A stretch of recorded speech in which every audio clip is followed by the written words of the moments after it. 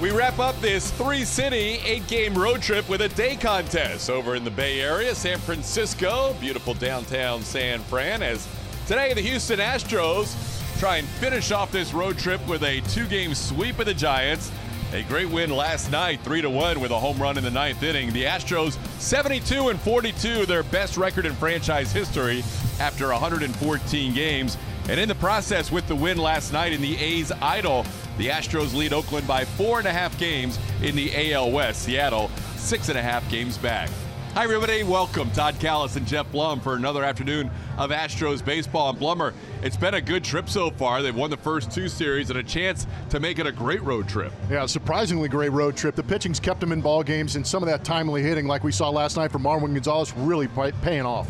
So the Astros trying to finish this off against the Giants with a win with Dallas Keuchel on the mound, and he'll be going against Madison Bumgarner. And for the Astros offensively, they've had some key hits during this road trip. Yeah, and that's the biggest thing. We know that Altuve, Correa, Springer have spent some time on the DL, so now it's up to other guys creating opportunities, and that's what A.J. Hinch talked about yesterday.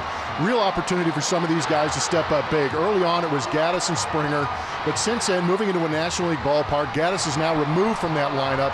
George Springer has gone on the DL, but Marwin has really turned things around on this road trip, especially with that right-handed bat. 0 home runs coming into this road trip. Right-handed, 3 already on this road trip, none bigger than that one last night. That was huge. The Astros down to their final out of the game last night, and our Best in Texas Power Pitcher is brought to you by your local Ford dealers. We know how good the starters have been all year on this road trip with Bullet. Yeah, this is incredible. Yeah, that number is right. They didn't forget to put the numbers in there. There are no numbers to put in there. That bullpen ERA has not allowed an earned run on this trip. And that's a lot of reasons why the starters are getting the wins, but also a lot of the reason why these guys are able to come back late in ball games is because the bullpen is backing up what the starters are doing, allowing them time to get that big hit. 17 2/3 innings for the bullpen, 5 hits allowed and no runs. Today, a great pitching matchup with a couple of lefties with a pretty good pedigree. Yeah, very good pedigree. The last couple of seasons, Madison Bumgarner spending some time on the DL, missing some starts, but Dallas Keuchel holding strong in that rotation for the Houston Astros since 2015. That .235 batting average against is quite nice, creating a ton of weak contact. With this pitching matchup, why not hear from a pitcher? Julian Morales will be joined by radio analyst Steve Sparks as we roll on a Tuesday afternoon from San Francisco.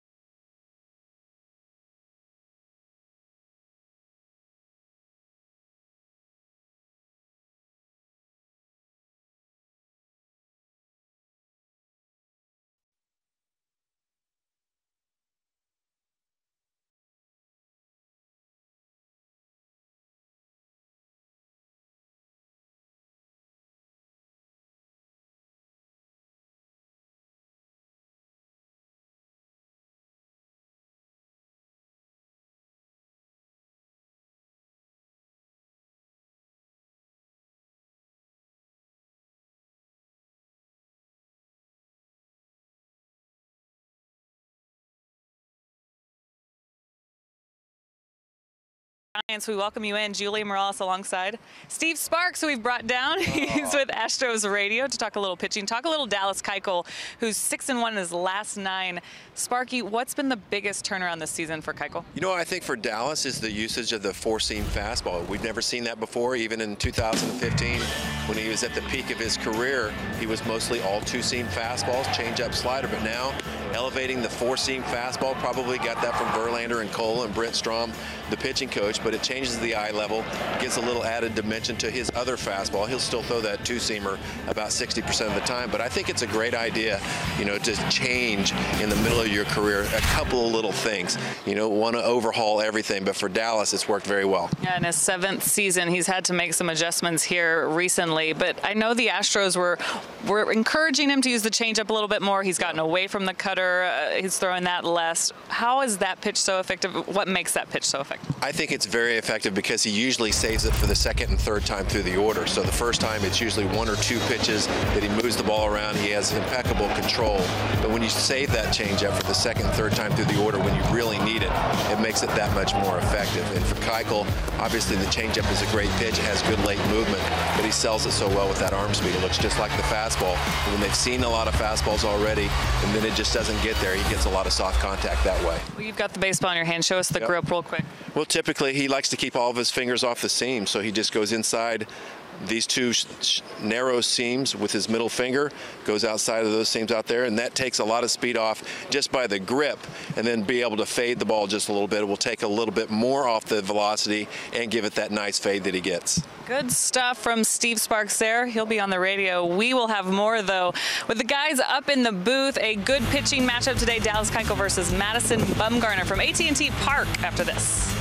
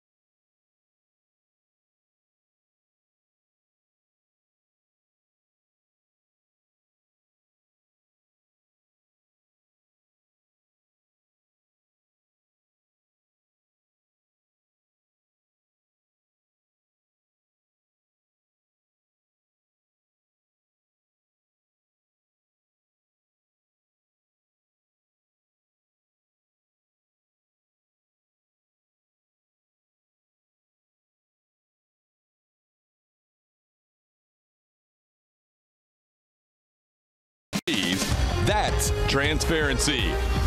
By Arctic, overbuilt, not overpriced. And by Shoppers John Deere, your local John Deere dealer with 8 area locations. Alex Bregman's had some different looks this year, lately going with the gold top. We saw him with the mustache in the no mustache game earlier this season.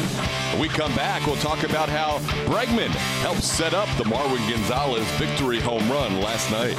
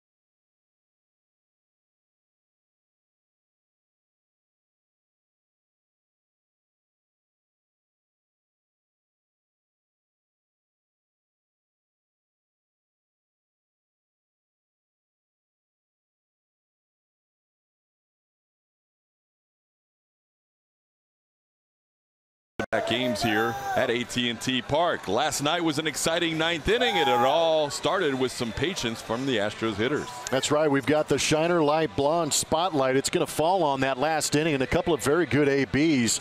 Started off with Alex Bregman. We're going to go pitch by pitch on this one. Slider down. Will Smith was having a tough time commanding his secondary pitches. You see a slider and a curveball down, gets the call off the outside corner. This was the best pitch of the AB. Alex Bregman trying to go the other way to keep things going, but instead laying off a couple other pitches. That was a big AB. They don't want Alex Bregman to do the damage. And then right behind him, Yuli Gurriel doing a good job of laying off some pitches in the bottom portion of the zone. Puts himself on base, and it brings Marwin Gonzalez to the dish.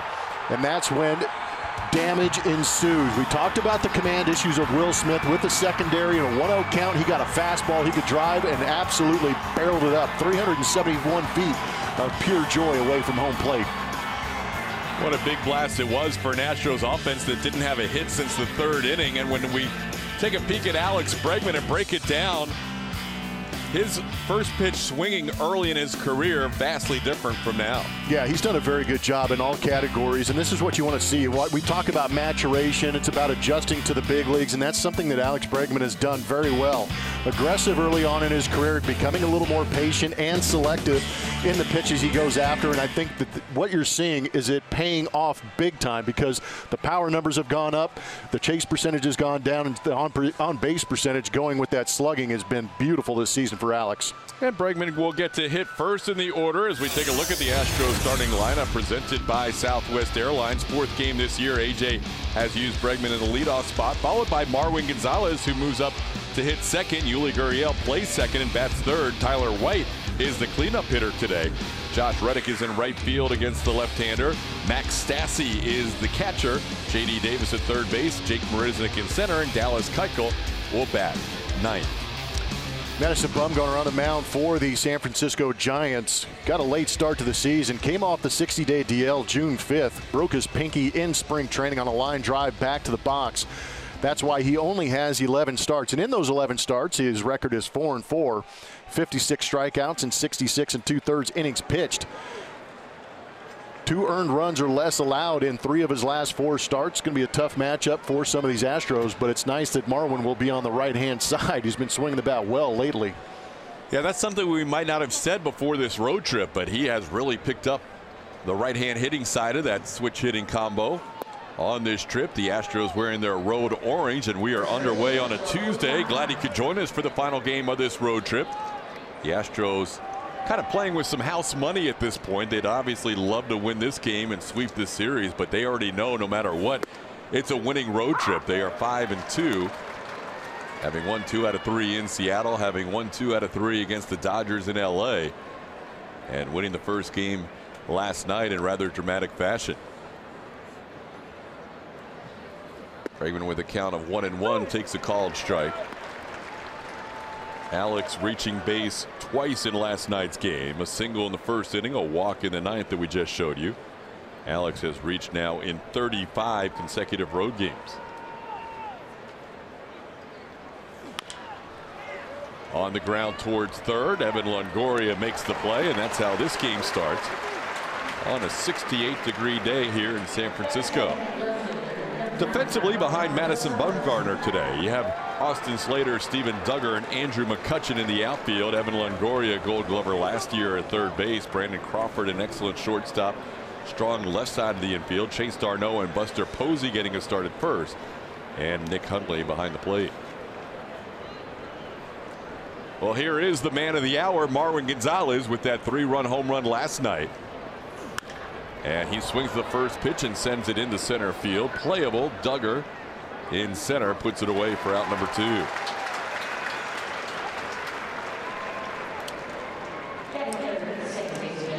Astros returning home after this game, and they'll be hosting the Mariners on Thursday for a 4-game series.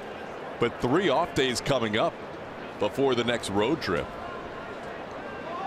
Astros will have Wednesday off of this week, and then Monday and Thursday of the following week.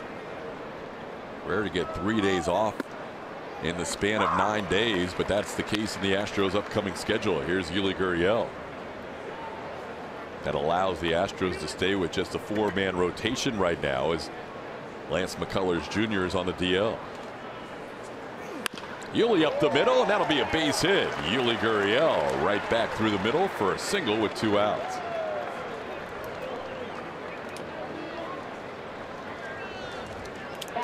Nice swing by Yuli, aggressive early in the count. We're used to seeing that on our MD Anderson strike zone. First pitch up and away. This one in the similar area, and we know that Yuli likes to get extended. Does a good job of punishing that baseball right back up the middle.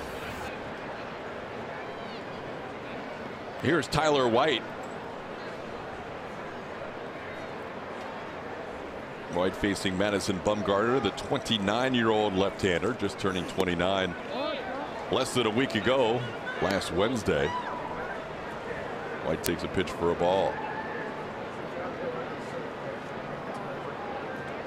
Tyler's done a nice job since the All-Star break, hitting close to 300. Any of these Astros hitters facing Bumgarner for the first time. The only guys in the current lineup that have at-bats against them are Josh Reddick and Jake Marisnick with 3 at-bats each. Marwin Gonzalez just with his 2nd at-bat in his career against Bumgarner.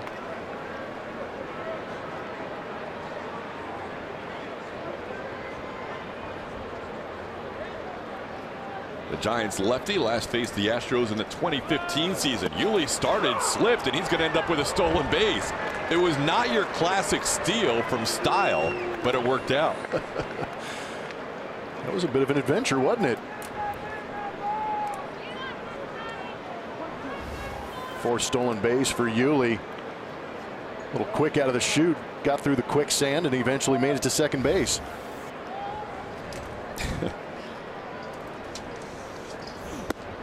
Upstairs is 2-2. Yuli with his 4th steal of the year. We mentioned it on a previous broadcast, I think on the last homestand. He is the most improved Astros player in terms of the StatCast Sprint leaderboard from last year to this year. See if Tyler White can get the Astros on the board early. The Astros were really limited last night by Derek Rodriguez. For 7 innings of 3-hit baseball, Rodriguez would retire the final 13 batters he faced after a double by Tony Kemp with 2 outs in the 3rd.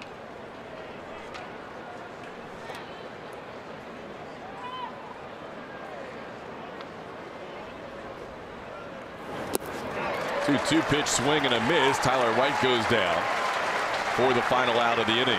1 hit, 1 man left on base. Dallas Keuchel on the mound when we come back.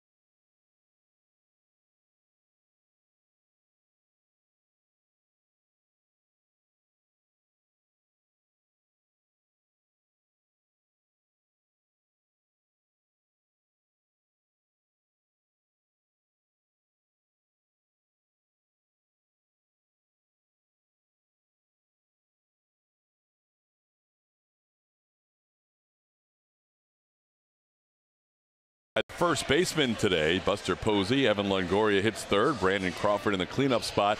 Nick Hundley behind the plate. Austin Slater is in left. Chase Darno bats 7th and plays second base. Steven Duggar in center. And Madison Bumgarner, who's a good hitting pitcher, bats 9th. Dallas Keuchel on the mound for your Houston Astros. 23 starts this season. That record an even 9-9. The whip 1.26, ERA at 3.61. The ground ball percentage still incredibly high for Dallas Keuchel at 55.5%. He has been very good in his last 9 starts since June 16th, going 6-1 with a 2.37 ERA. Good to see Dallas get this turned around after a struggle in the first half of the year as he starts off Andrew McCutchen with a strike. McCutchen leads the team in runs scored, leads the team in RBIs. Their RBI leader with just 46 on the year. Andrew got off to a slow start this season, but has been better lately, including a 5-hit game on Saturday. Astros held him down to an 0 for 3 last night, but he's still 6 for his last 10. Takes a close one. It's 1-2. 24th start of the year for Dallas Keuchel, and the first time he has faced the Giants since the 2012 season. It's been almost 6 years, and that was his only previous appearance against this team. So not a lot of at-bats from this lineup against Dallas Keuchel, similar to the Astros lineup against Madison Bumgarner.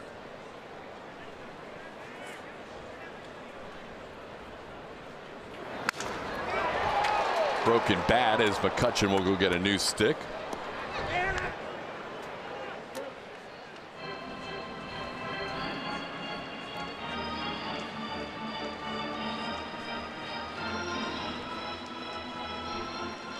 McCutchen getting quick on that, but he's still on the pull side. StatCast AI powered by AWS gives you an idea of why that shift is employed by the Astros. Yuli Gurriel playing second base today, playing on that shortstop side. And he hits one to the left side, right to the third baseman. J.D. Davis makes the play for the first out for Dallas Keuchel. So 1 out, nobody on. That'll bring up Buster Posey.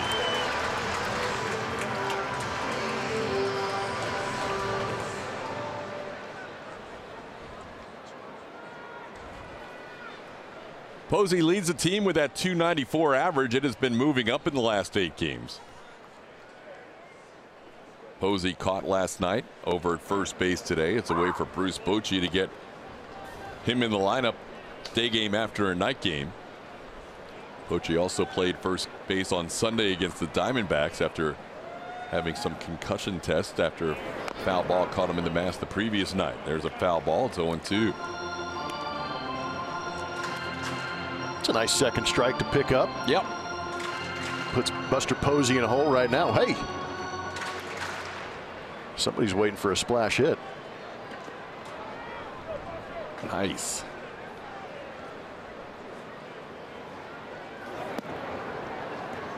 Down and in, it's 1-2. Beautiful views throughout downtown San Fran, especially here at AT&T Park overlooking the bay.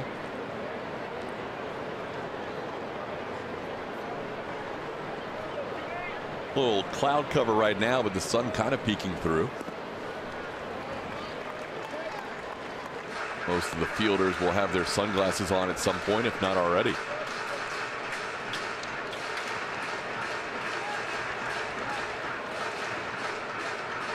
Two and two the count. Dallas starts the day with a 9-9 record. He has never been over 500 this season, but he has bounced back to get to 500. And he gets Buster Posey swinging there for his first strikeout. Good changeup. Heard Sparky talking to Julia earlier before this game started, talking about that changeup. I thought it was interesting to hear him talk about that grip, not really grabbing a seam, but kind of letting that pitch slip out of the hands a little bit, creates a little more movement. Here is the one guy that has a lot of at-bats against Dallas Keuchel in this lineup, Evan Longoria. And here's that strikeout on the changeup. Great movement, good depth, and the change in velocity. There's a peek into the glove of Dallas Keuchel to see that grip. It's keeping a very good hitter off balance. Two-hopper to J.D. Davis. His throw on the run is a little low, but Tyler White has control of it for the final out of the inning. A 1-2-3 start for Dallas.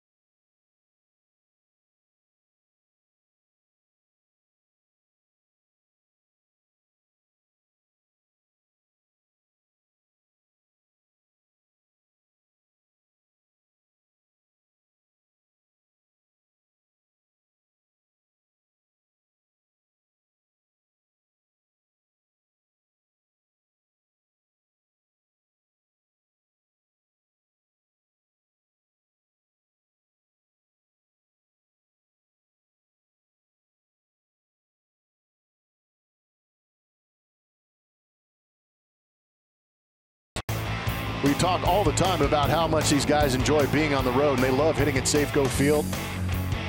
Hence the reason they are driving the baseball out of the ballpark. 22 of the 34 runs on this road trip have been scored on the home run. Coming in clutch times, too. These guys getting big hits when they need them. There's Josh Reddick leading off the second inning, facing Madison Bumgarner. Yeah, the Astros on the road continue to rake. The last 2 seasons that has been the case. As Reddick hits one down the line, that's a fair ball and headed towards the corner. Josh Reddick into second base. He's thinking 3. Reddick makes the turn and he will get there head first.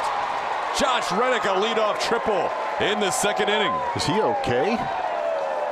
We have seen some brutal head first slides. The hair looks good, though. Hair looks good, but that would not make his wrestling brethren proud of that dive. Bumgarner missing his spot by a good 1.5 foot, and Josh gets the head out and turns on it, gets it past Buster Posey, and it gets down in that right field corner, only 309 feet away. But with McCutchen having to go into that corner and dig it out, Josh Reddick makes the decision about right here that he's going 3, and McCutchen helped him out by overthrowing the cutoff man. Now with the infield in, Max Stassi on the first pitch, grounds one to third. Longoria makes the play for the first out. Reddick has to stay planted at third. Second triple of the year for Josh. He's now 3 for 4 against Madison Bumgarner.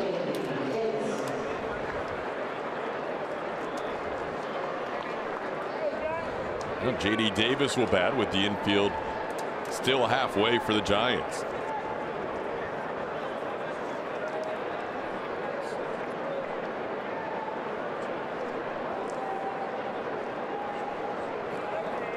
J.D. takes a curveball for a strike. Bumgarner throwing that curveball more often this year than any time in his career. Fastball usage is at its lowest point. That curveball's been effective for him here over the last month and a week.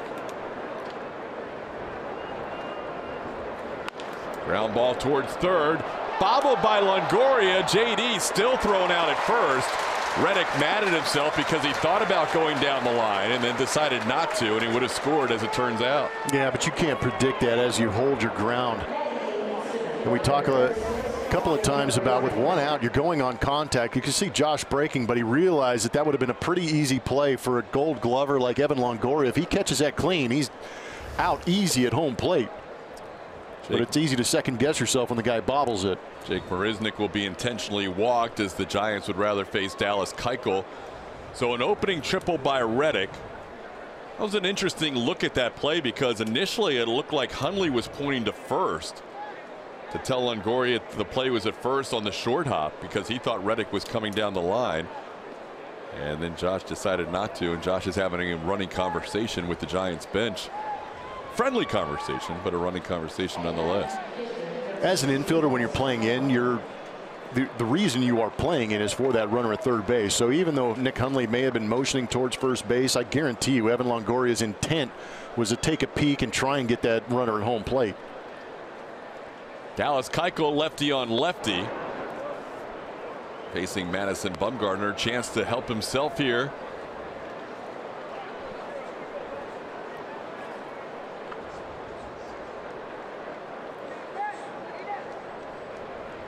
Dallas with his first at bat of this season takes a pitch outside for a ball. Jake Marisnick headed to second, so he's going to get credited for a stolen base. That'll be his fourth of the year. Tell you what, if Dallas gets a hit right here and drives in 2 runs, it's just going to, tomorrow's open's just going to be primarily on starting pitching, helping themselves and suppressing opposing offenses. Dallas on the 2-0 pitch misses. It's 2-1. Hoping to get a fastball, instead did not. Some numbers on Madison Bumgarner as far as pitch usage. Pretty good mix between the fastball, the cut fastball, and there's that curveball that jumps in at 21%. He's been throwing it a little bit harder this season. Up a couple miles an hour, and Todd talking about him using it more. It's been very effective for him too. That batting average against the curveball is at 117. Dallas 3 for 35 in his career as a hitter, but Bumgarner gets him with some cutters after being down in the count 2-0, and the Astros strand 2. It's still scoreless.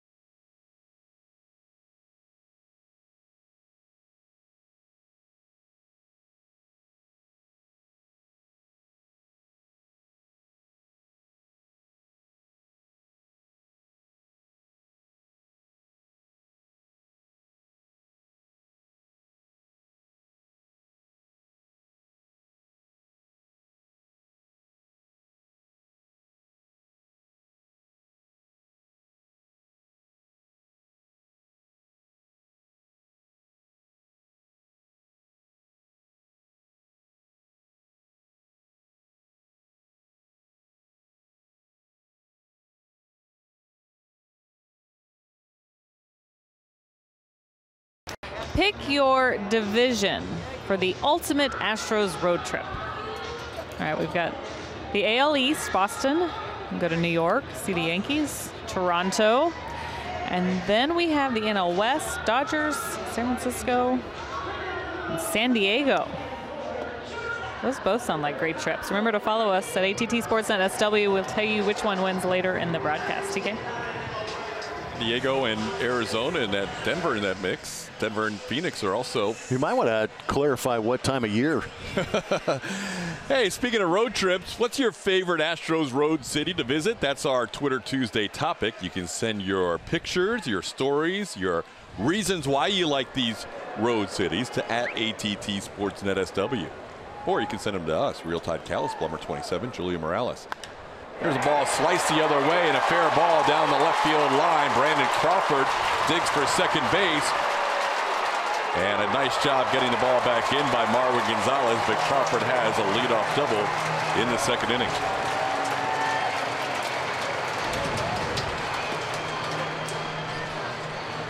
You get a check mark yet? Nope.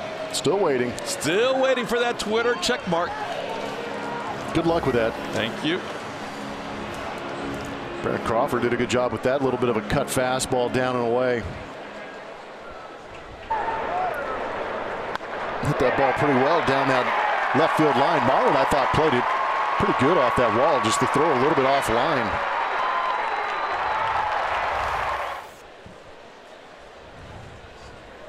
Here's Nick Hundley with a runner on second and nobody out. Dallas misses down and in for ball one. Hundley coming in with a .247 batting average, has struggled lately with an average around 185 in his last 15 games.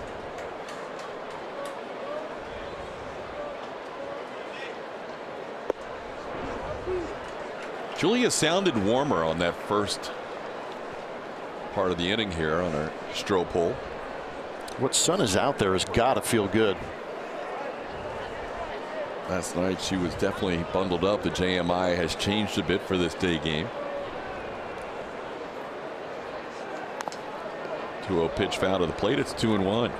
I'm loving this weather, guys. You don't have the team store on today?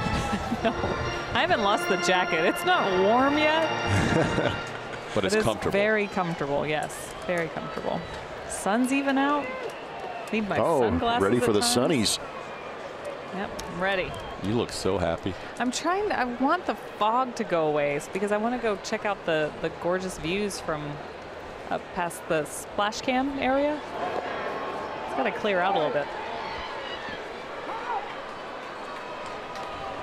Yeah, it's a beautiful stadium. It's a beautiful vista here.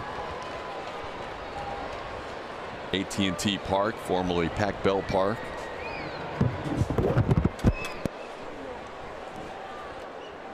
Three and one to count to Nick Hundley.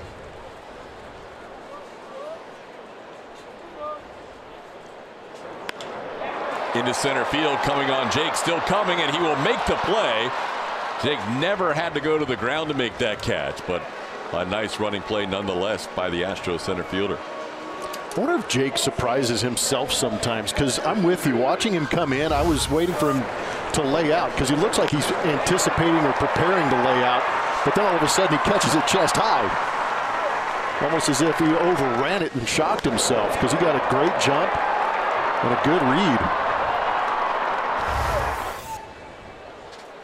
Well, it was nice to have that guy out there patrolling center field. Not that we don't miss George Springer, who may be watching back in Houston. We look forward to Springer's return, but when Jake's in center, you always have an elite defender out there. Any ball with any sort of hang time in center field, Jake's going to run it down. Here's Austin Slater. It'll be good to see all those guys again. Springer, Altuve, McCullers, Davinsky. They all went from that series in LA back to Houston for various reasons, all health in reasons. Some of those guys on the DL at various stages. George, the most recent to go on the DL. That was 4 of the 6 All-Stars from last year that all left LA and headed to Houston to be checked out. Dallas, the other one of the 6 who's actually active, and the other one being Carlos Correa, who is currently on his rehab assignment. He should play tonight and tomorrow, and hopefully we'll see him over the weekend at Minute Maid Park. Austin Slater coming in with a batting average of .299. Facing Dallas Keuchel for the first time.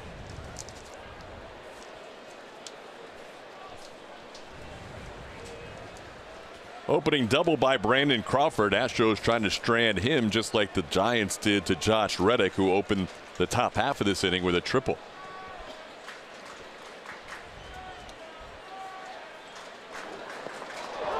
Breaking ball hits Slater. Well, Dallas with a hit batter on the 2-0 pitch, and that'll put runners on first and second with 1 out. That's all right, just sets up the double play. That's from Supermo. Is going to give you an idea of where that curveball is breaking down and in. Just a little too much, catching that left knee of Slater.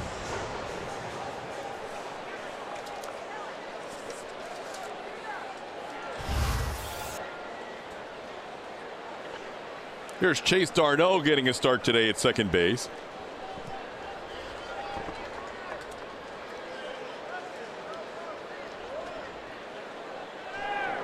Darno sends one the other way for a base hit. Crawford being waved around. Josh Reddick with the throw home, and it is not in time. Crawford safe on the RBI single by Darno. It's 1-0 Giants.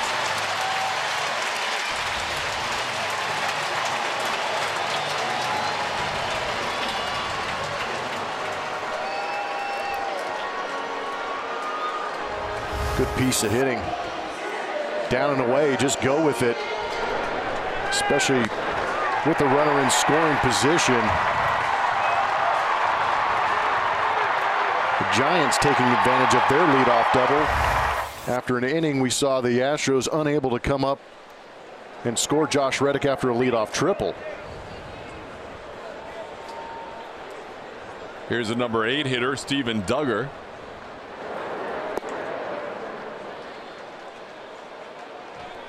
A double, a hit batter, and a single in this inning after Dallas had a 1-2-3 first.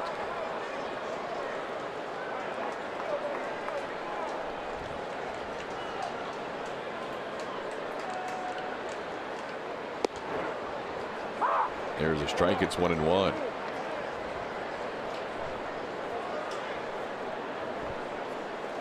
Dallas pitching for the second time on this road trip. Won his start in Seattle.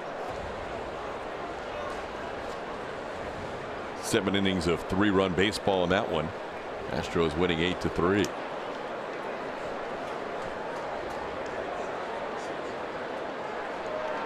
Duggar coming in batting .260 on the year. Around a bunt. That shows you a little respect for the guy behind you in batting order. Madison Bumgarner, not your typical hitting pitcher. No, that's a good point.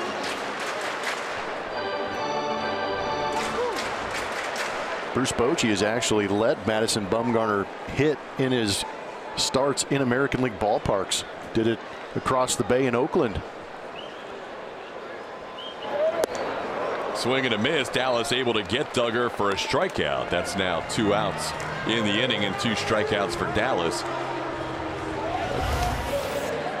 Good pitch down and in. That's tough. That's a 2-seam fastball that runs to that arm side down and in. But you can't relax against this guy.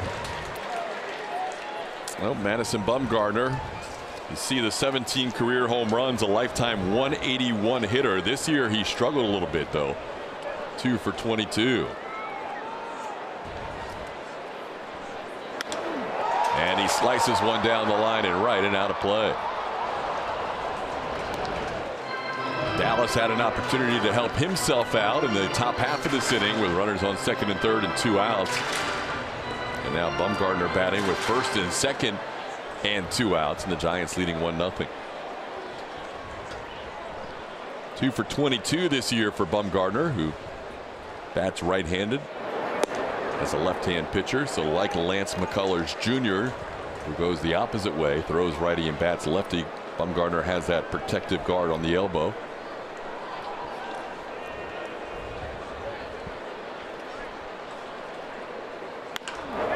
Slowly hit towards J.D. Davis. Takes his time and makes the play to first for the final out of the inning. But the Giants score first. It's 1-0.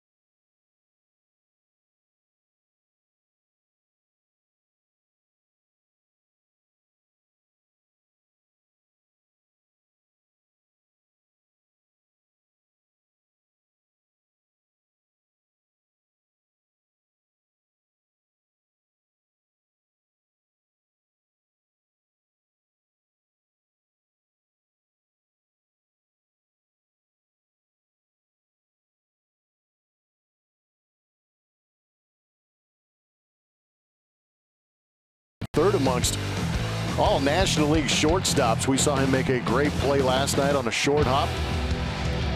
Also seen him get some pretty good hits in this series so far, but a nice shortstop for the San Francisco Giants out of the University of California, Los Angeles. Satellite school of the University of California just across the bay here. Who went there?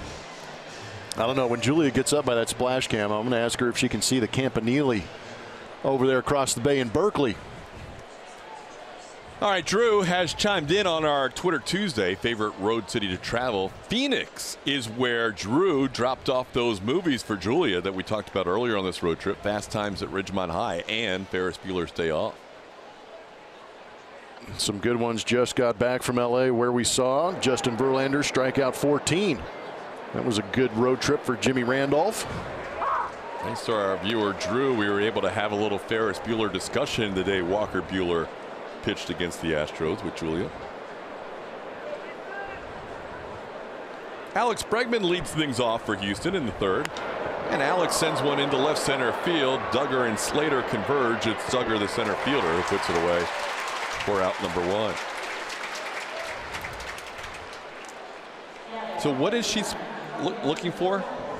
The Campanile is the clock tower in the center of campus across the bay. Nice. You ever get a chance when we come back into the area to go back? No, I'll go over there at least once a year and just kind of cruise the campus and check things out a little bit and go to some old haunts and have lunch. But I also visit with my college coach when I went there, Bob Milano. I'll see him every once in a while and have breakfast with him. It's always good catching up with him. Here's Marwin Gonzalez, who flied to center his first time up. Astros with 2 hits in this game. Yuli Gurriel a 2-out single in the first, and Josh Reddick a leadoff triple in the second. And the Giants on top 1-0 on the base hit by Chase Darno. Marwin takes a called strike. Of the 4 home runs on this road trip for Marwin Gonzalez, 3 of them coming as a right-hand hitter after having none as a righty all year long. Marwin's hit better as a right-hand hitter, but didn't have the power numbers until this road trip. 3-1 the count.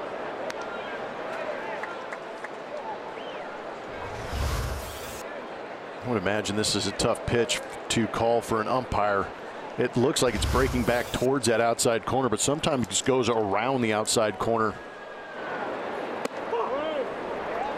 Madison Bumgarner frustrated as he loses Marwin on a walk.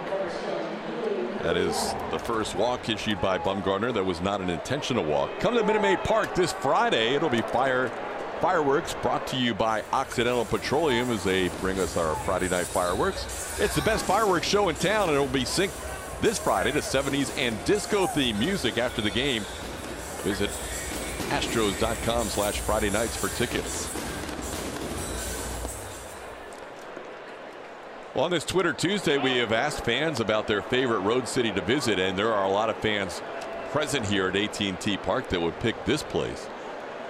After the game last night, we had 2 huge groups of Astros fans hanging out post-game while Julie was interviewing Hector Rondon. Did you see a couple of those tweets I had a couple on Instagram also of fans who actually caught the moment that Marwin hit the home run on video. Yep. This guy. It's not a bad seat to be watching the game. But it was great to watch some of those videos in the moment when Marwin hit that home run last night. Yeah, that's always cool to see the point of view from the fans wherever they may be. I know last year I had some people via Twitter when I requested their spots for Game 5 of the World Series and where they were, and also on the double by Carlos Correa that scored Jose Altuve to win that ALCS game against the Yankees. Marwin getting aggressive, and he slides in safely on the fly ball to center field. Yuli hit one to the track in center, and Marwin going back to tag up just beat the throw.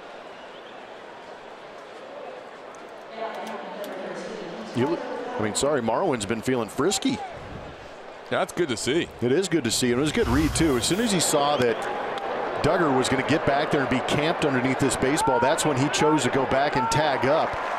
And about right here, he just continued to run right through that, testing the arm strength of Duggar, getting into second base. Good job of getting the fingers up like we talked about the other day. Here's Tyler White. White bats with a runner in scoring position for the second time. Tyler struck out his first time up.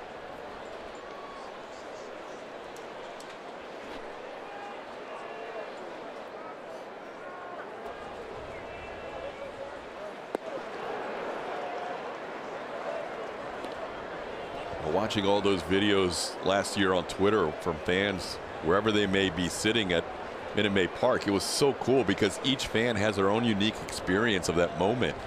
Whether it was Game 5 of the World Series or the walk-off with Correa hitting that double and the Yankees not able to make a strong relay throw to cut down Altuve. And that was another case last night where we saw a viewer up in the upper deck send the video as Marwin was batting. Tyler down to the count 1-2. Astros have had a runner in scoring position all 3 innings. A little different than last night when they had a total of 1 runner in scoring position for the first 8 innings.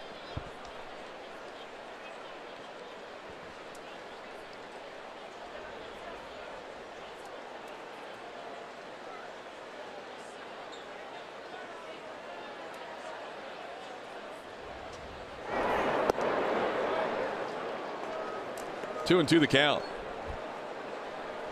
Got a lot of responses on our Twitter Tuesday.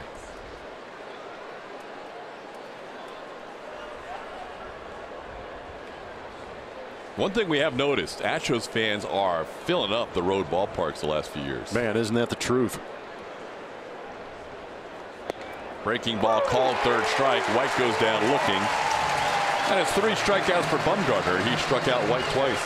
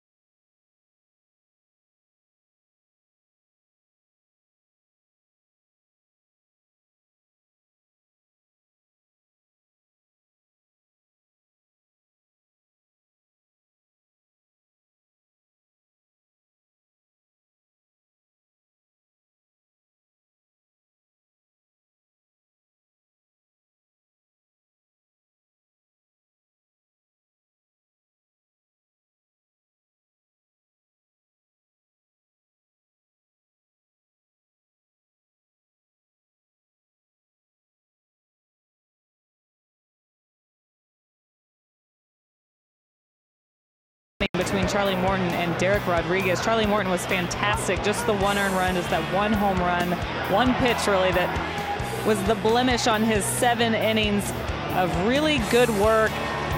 8 strikeouts for him. He surpassed a season high of strikeouts, and I asked him about that just because it is so early in the season, still a lot of season left for him to add to that total, and for him to pass that now. He said, you know, I'm figuring out how to pitch differently and get more strikeouts. He doesn't feel like he's doing too much differently, but he does feel stronger and that his pitches have the ability to get guys out. He said, it is cool that I strike people out, but it would be really cool if I could get to 1,000 career strikeouts. He's not far. He's at 960 right now. He said, it'll be tough, but I think I can get it.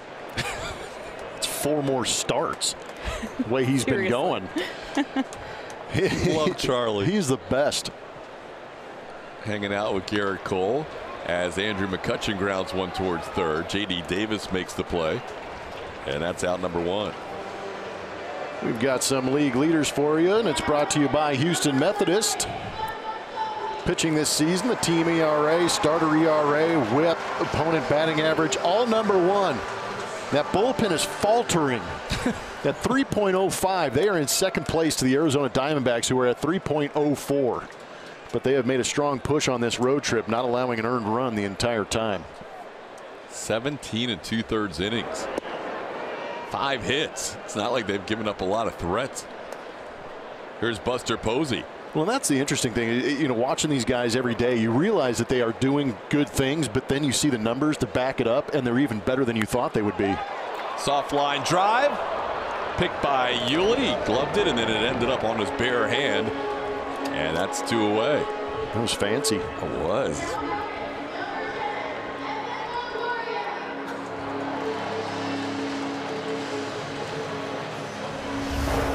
Bit of a sinking line drive to Yuli and just globe-trotted it. 2 outs, base is empty. Here's Evan Longoria.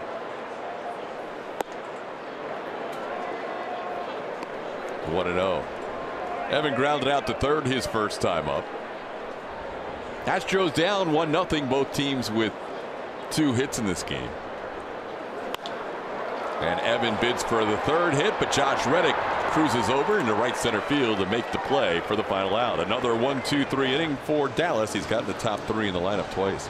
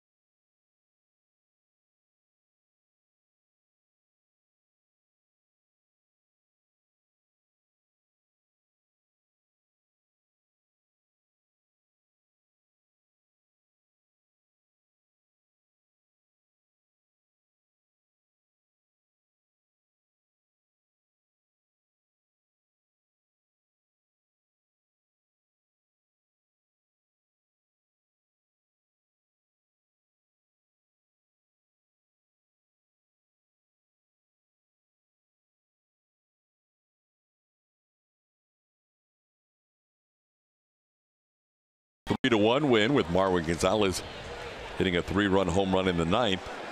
Down to their final out. Josh Reddick leads things off. Last time he led off in the 2nd inning, he tripled. Unfortunately, Reddick was unable to score. As the infield came in, Bumgarner able to get a couple of ground outs, an intentional walk, and then he struck out the opposing pitcher, Dallas Keuchel. Josh 3 for 4 in his career against Bumgarner with that triple. Josh also has a home run the first time he faced this left-hander. 1-1 the count.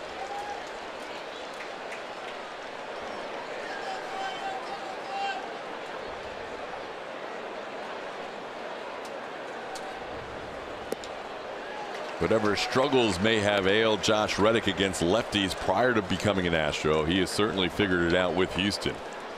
Had a good year last year against lefties and doing the same again this year.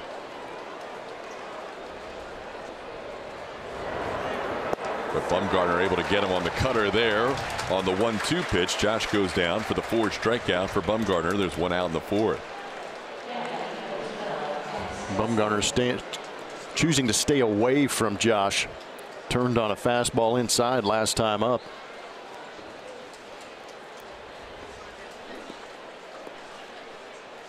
Now face Max Stassi. Stassi was off to that red hot start this year against lefties, where for a while he was batting over 400. That number has come down to 263 to start the day. Still better against lefties overall. Max has 3 of his 8 home runs against lefties. One thing we're noticing on this Twitter Tuesday is there are a variety of choices. Fans are voting or sending in their choices for their favorite road city to go watch Astros baseball, and there's pretty much almost every city seems to be in the mix with the different choices. 1-1 pitch, tried to hold up, he goes around. It's 1-2. Many are saying this place and have a tough time arguing with them. I think A.J. Hinch would put his vote in for AT&T Park.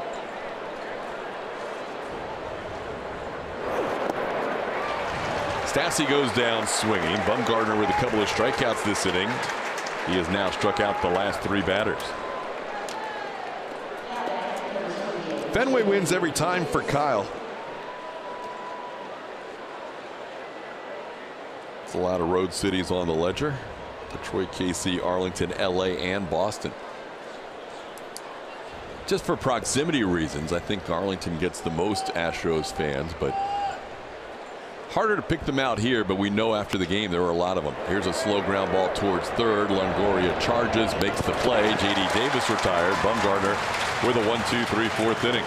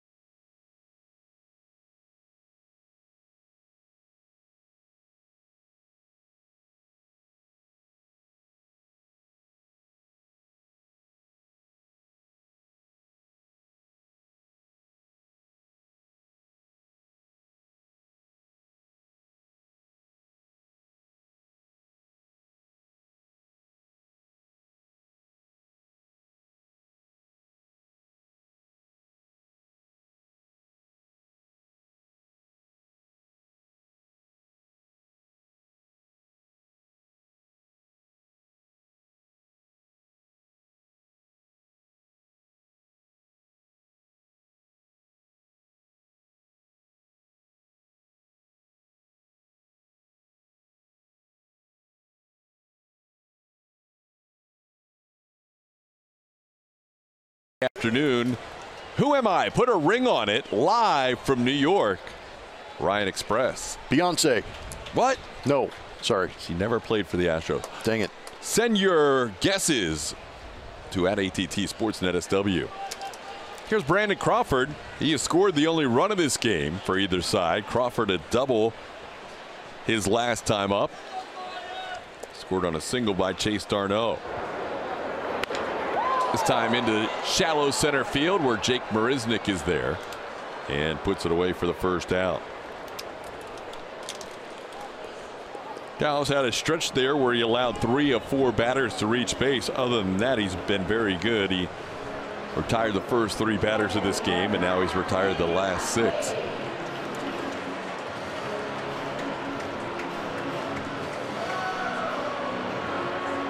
Keiko facing Nick Hundley, the catcher for the Giants. Giants start the day at 500. They have been at the 500 mark 21 times this year. They still feel like they have a shot here in the NL West, although their manager Bruce Bochy said kind of in a sprint from here on out. They can't really have many games like they saw last night. Will Smith, their closer, unable to get the final out of the 9th inning. Yeah, when you're fighting your way up the division, you need to take advantage of, even if they're 1-1 wins, to be able to have a bullpen to shut that thing down. And Will Smith not getting it done probably put a lot of concern into Giants fans' minds. That's a guy who's been through a lot of pennant races. If you're a Giants fan, 2018, you figured things would go well. That's an even year. Makes sense. Ground ball towards third. J.D. Davis is there. He makes the play across, and there's 2 outs in the 4th. Join the Astros this weekend as we turn back the clock for Legends Weekend, presented by Houston Methodist. Events include a Springer replica rainbow jersey giveaway, a Carlos Beltran 2004 playoff bobblehead giveaway, and a pregame Legends Home Run Derby. For tickets and info, visit astros.com/legends. 2 outs, base is empty. And here's Austin Slater.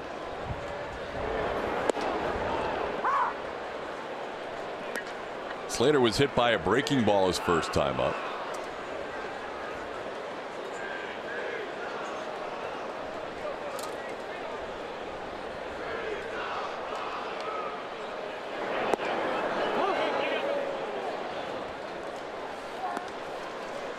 Slater, 25-year-old.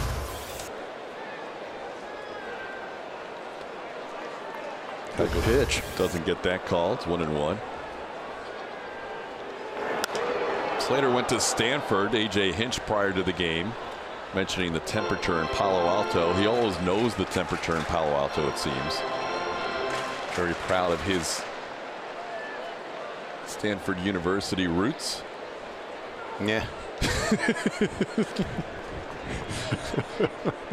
Plummer and AJ, in addition to having a great friendship, have that Cal Stanford thing between them.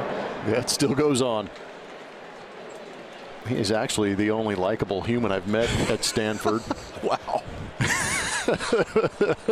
Austin Slater seems like a nice guy. We haven't met him. I'm not going to reach out to him, though. Let's be honest. 2-2 the count.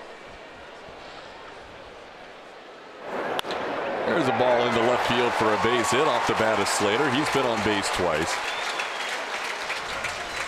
That's the 3rd hit for the Giants. Slater, a 2-out base runner. I was actually a junior at Cal across the bay when A.J. Hinch was a highly touted freshman at Stanford. So I have history with him going all the way back to 1994.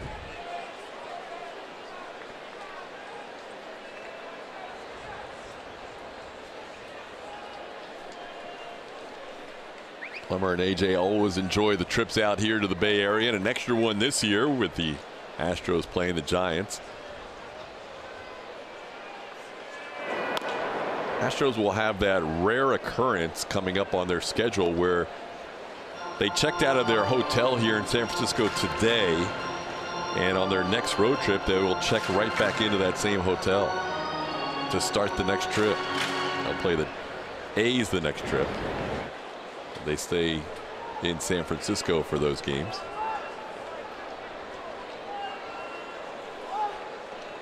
That'll complete a stretch on the next road trip of 22 out of 31 away from home.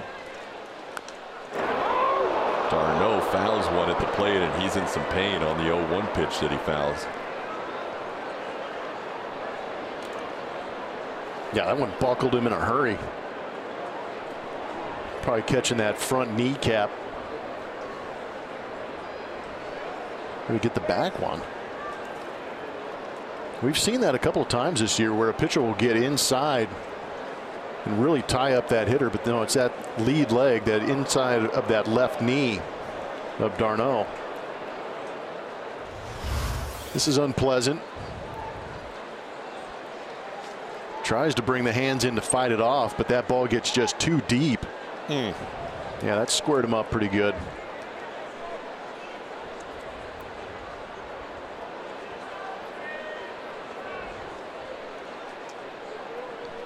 It's amazing the amount of pain that can rush through your body after doing something like this. Nowhere for that swelling to go in some of those joints too, especially the knee.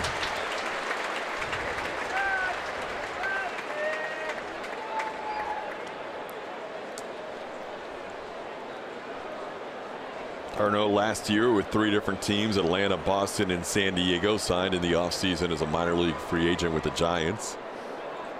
Just testing that knee out with Bruce Bochy looking on. Eric Ortega, the assistant athletic trainer out there. The hard part is that's your lead leg. So when you, in the baseball swing, much like a pitching motion, you load onto that backside and then get the momentum and the force of that swing going into that front leg. And that's where sometimes the issue will occur. That's what he's testing out right there is, can I put my weight on it when I try and swing? The longer this lingers, the more you wonder if he's staying in the game or not, but he is going to try and test it out with a little run here. Boch might want to remind him it's a getaway day. Well, we'll see. I'm not sure if Bruce is convinced he's going to stay in this game.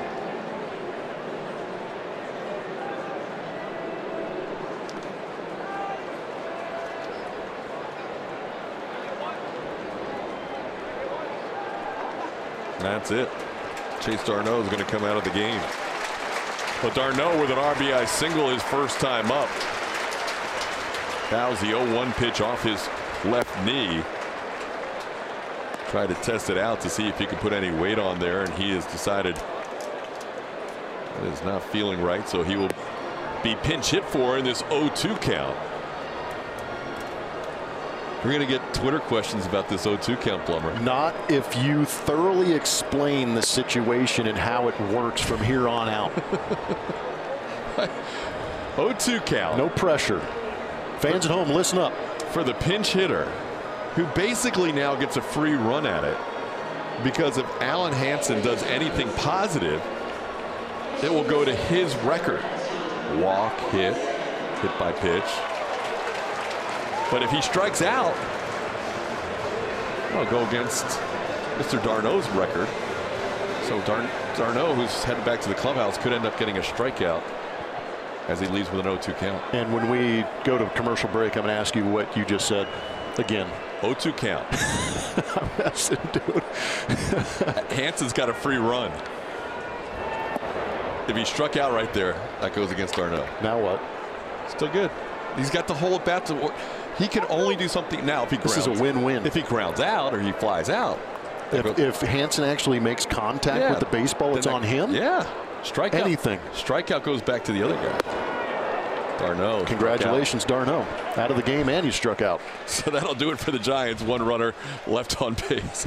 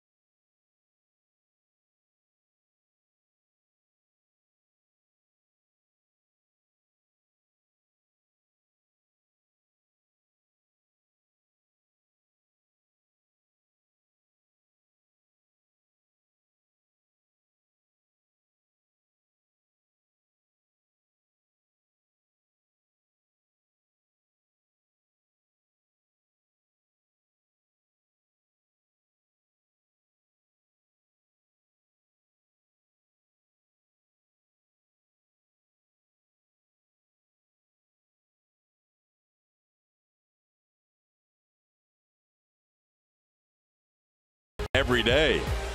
And by Nissan, innovation that excites. Astros looking for some offense in this game as we head to the 5th inning. Jake Marisnick will lead things off. That'll be Jake, followed by Dallas Keuchel, and then at the top of the order, Alex Bregman.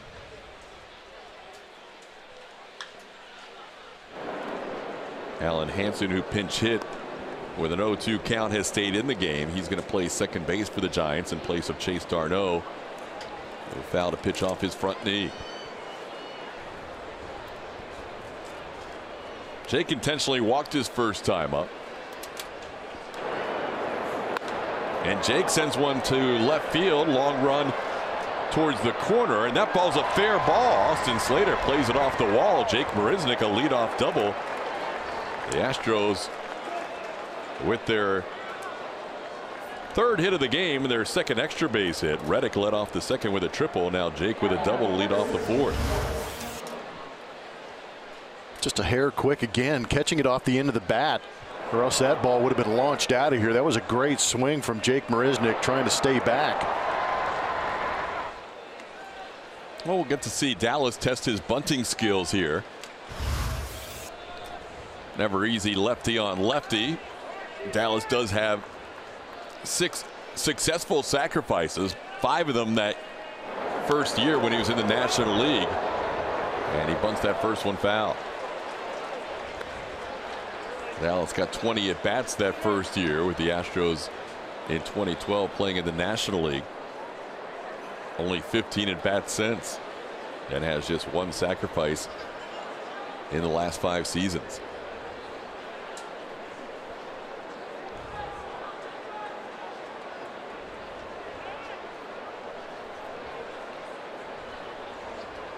Dallas trying to get Jake Marisnick over to third with 1 out.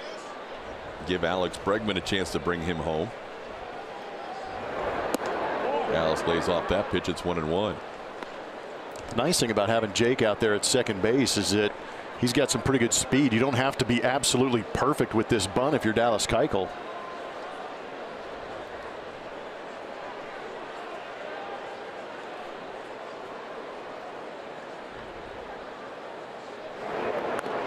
Dallas bunts it foul. It's 1-2. So if you're AJ Hinch, you have a choice. You can either try and have him bunt again, and if he bunts this one foul, it's a strikeout, or if you let him swing away and he somehow put a ball in play on the right side, he could move the runner that way.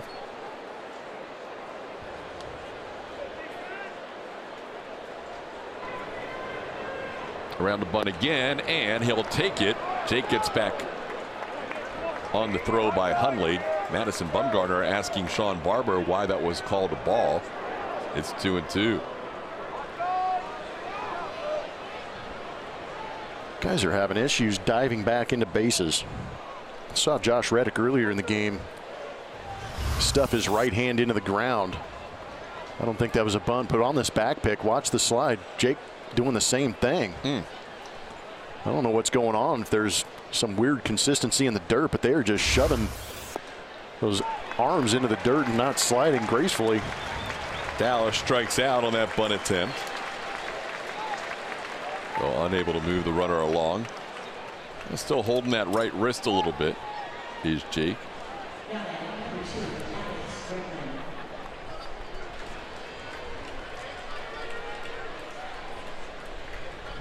George Springer stealing a base in LA, spraining his thumb on his left hand. Fortunately, is not a UCL sprain, so we hope to see George back by the time the Astros head back out on the road. Here's Alex Bregman, ground out in a flyout today. Alex takes a called strike.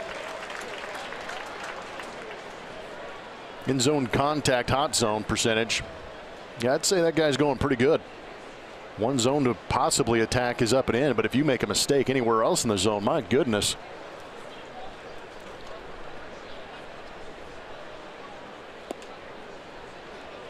One and 1 the count. Bregman leads the team in home runs, runs batted in, runs scored, doubles, walks. Done a nice job with runners in scoring position in the top 10 in Major League Baseball. Thrust himself into that all-star game. Trying to attack that up and in spot. We just showed you where that cold zone was, but Alex not chasing.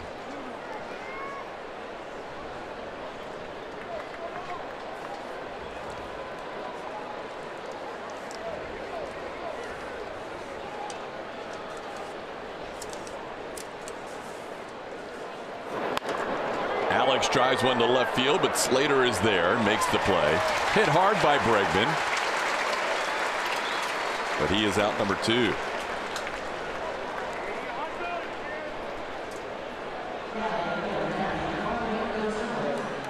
Astros have had a runner in scoring position in 4 of the 5 innings, but still have not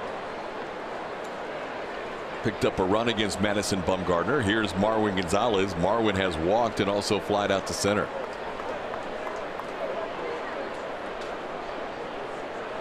Marwin last 4 games, 5 for his last 11.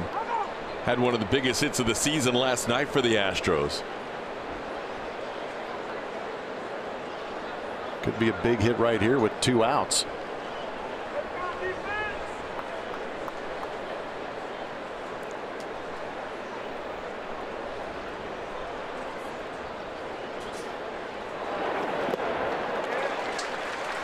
No, Dallas doesn't have many at bats, as we mentioned, the last 5 years, but I'm sure he's sitting in the dugout right now a little frustrated with himself. If he did get that runner to third base, a fly ball off the bat of Bregman could have scored the run.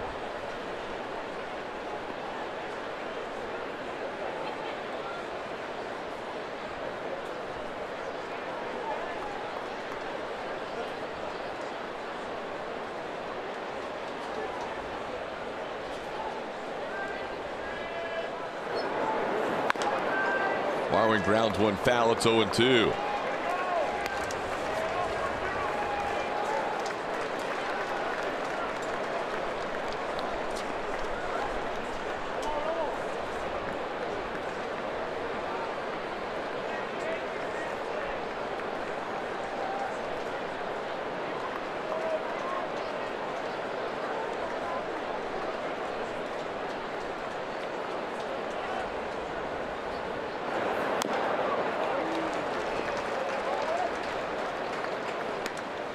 Only 2 pitchers have more wins in San Francisco Giants history than Madison Bumgarner. He's tied right now with Tim Lincecum at 108. Gaylord Perry with 134 and Juan Marichal with 238. The only 2 with more than Bumgarner and Lincecum.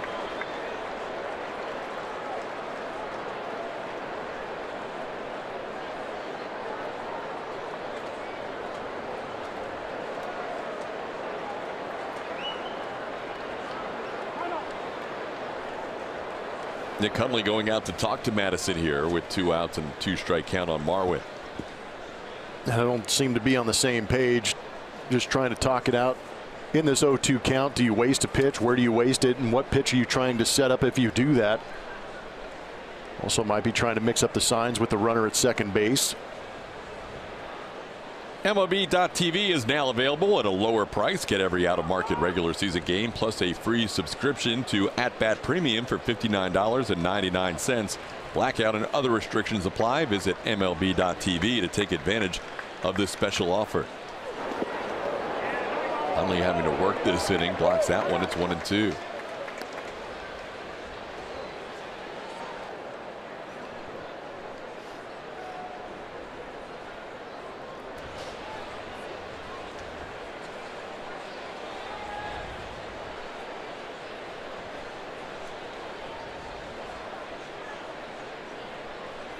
Only game going on right now in the major leagues. The Nationals played Atlanta earlier today in Washington and won that game 8-3. Everything else on the schedule at night.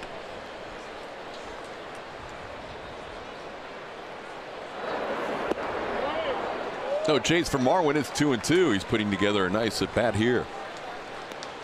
Doing a good job laying off pitches down out of the zone.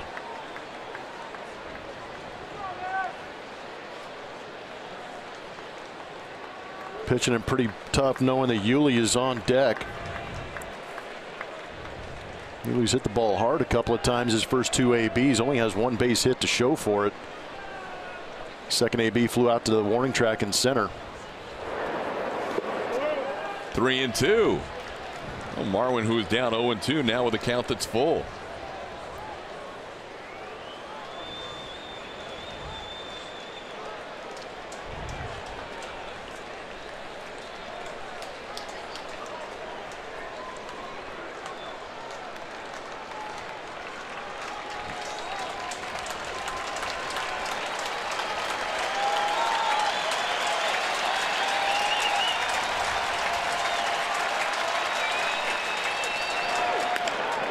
Into center field, Duggar going back. He is near the track, and he'll put it away for the final out of the inning. Marwin didn't miss it by much, hitting one to straightaway center field for the final out.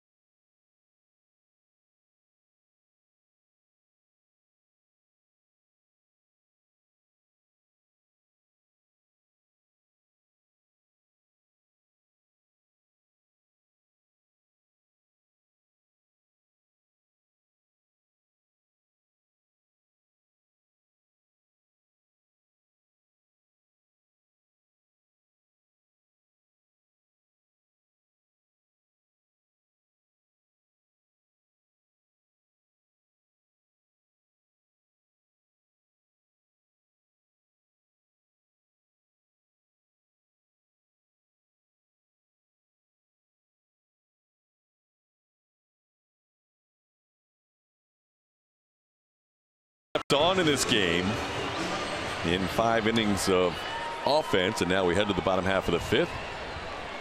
Dallas Keuchel will face Steven Duggar, the opposing pitcher Madison Bumgarner, and the top of the order Andrew McCutchen. First pitch, Duggar grounds one foul into the Astros dugout.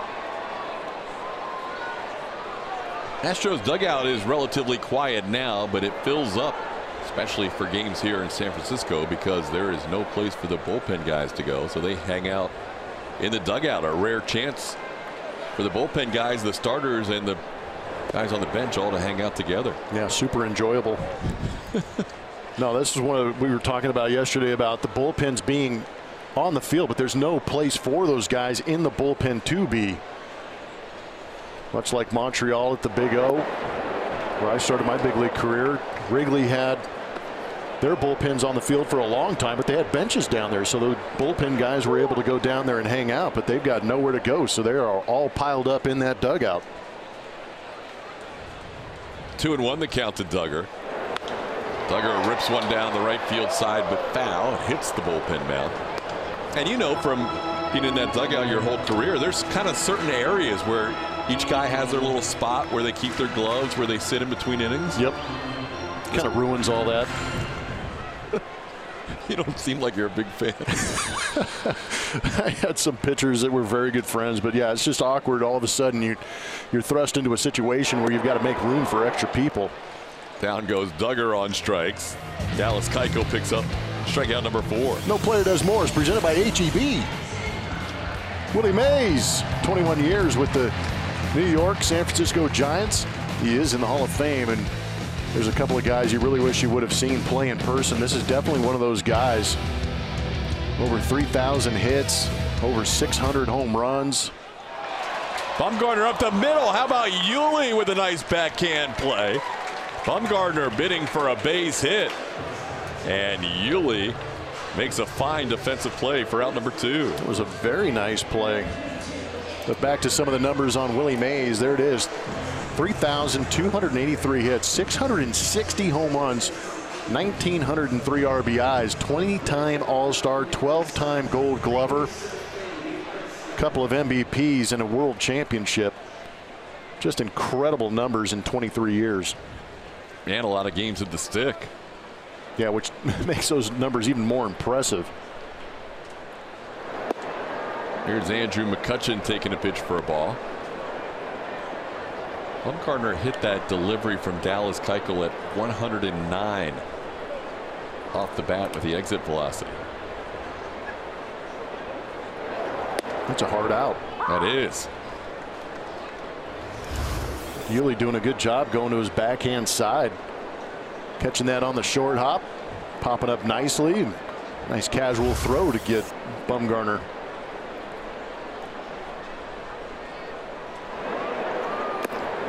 One pitch misses for a ball. It's 2-1.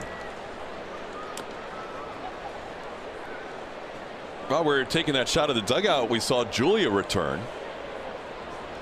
So she has found her spot back in the camera well. We'll get her take on the dugout being filled up with the lack of bullpen. Well, it helped her out yesterday because the bullpen catcher Brock Amani offered up the catcher's mask to protect her from some of the foul balls. Definitely has its advantages for her.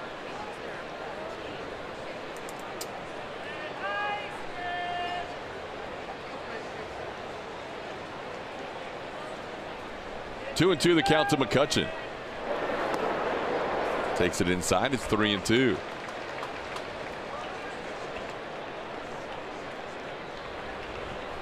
That was from last night.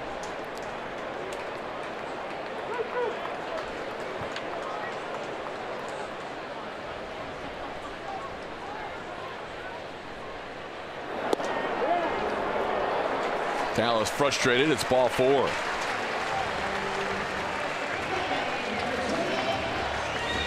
So McCutchen, a 2-out base runner.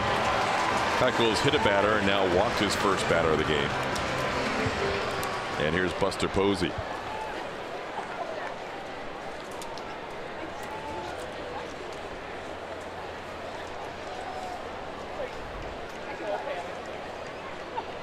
Posey is struck out and grounded out. Takes a pitch for ball 1.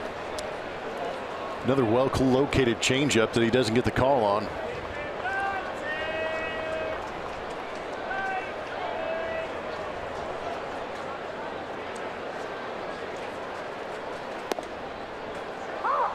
There's a strike called. It's 1-1.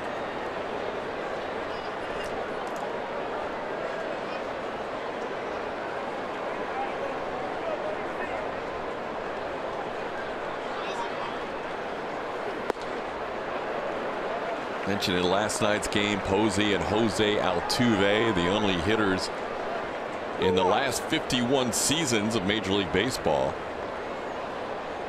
to win a World Series, to be the MVP, and to win a batting title all in the same year. Altuve with the accomplishment last year, and Buster Posey did it in 2012.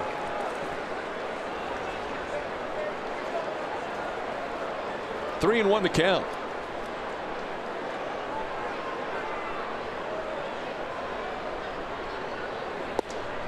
And Dallas has walked back-to-back batters with 2 outs in the 5th.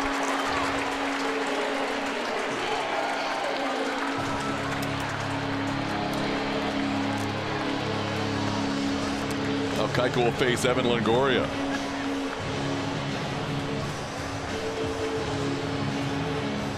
The AL West division race is heating up.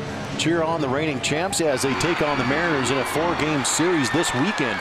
A limited number of tickets are still available, so get yours today at astros.com/tickets.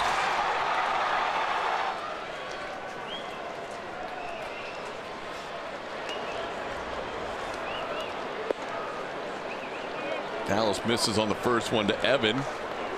Longoria has grounded out to third and flied out to right.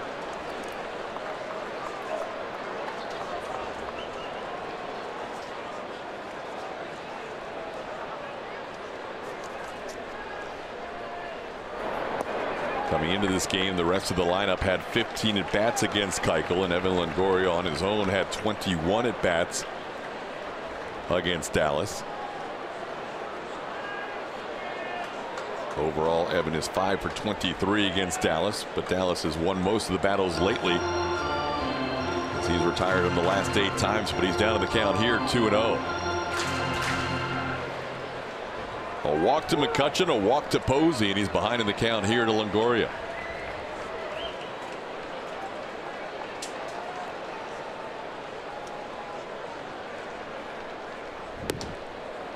There is a strike.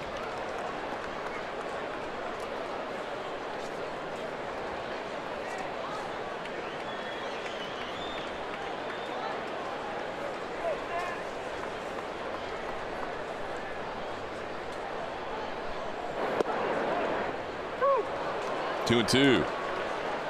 Longoria has been hot since coming off the DL, hitting .350 since that DL stint where he broke his hand on a hit by pitch in Miami.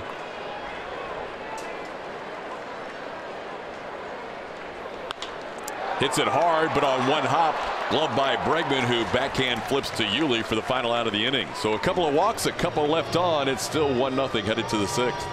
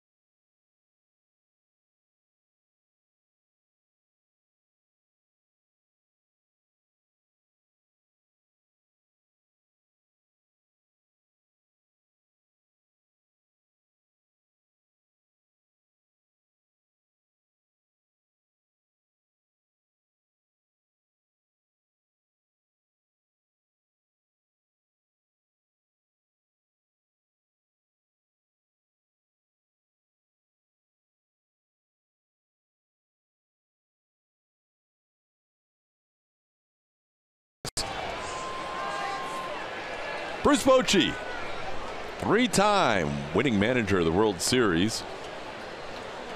High school teammate of Darrell Hammond, and hit the only walk-off home run ever allowed in Nolan Ryan's illustrious career. Not too bad. Bruce Bochy looking on at another 1-0 game in favor of his Giants. That's where we were last night, going all the way till the 9th inning, where the Astros scored 3 to win that game 3-1. Yuli Gurriel has one of the hits for the Astros today. He is 1 for 2.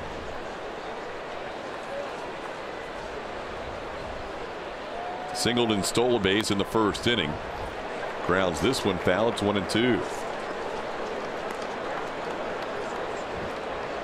Bochy's in his 24th year as a manager.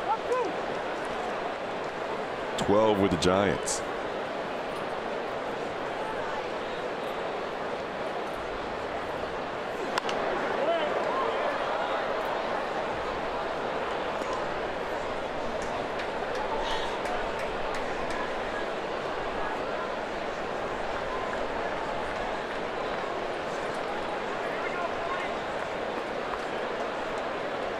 Bochy is the last manager to lead the Padres to a Western Division title back in 2006. Next year in 2007, he took over up here for the San Francisco Giants, and Bud Black became the San Diego Padres manager. Yep, it split exactly in half his 24 years. 12 with San Diego, 12 with San Fran. Today's Name That Astro started his career with Houston, as Yuli sends one to center field. Duggar is there for out number 1. Bochy was with the Astros from 1978 through 1980. Part of that first playoff team for the Houston Astros in 1980.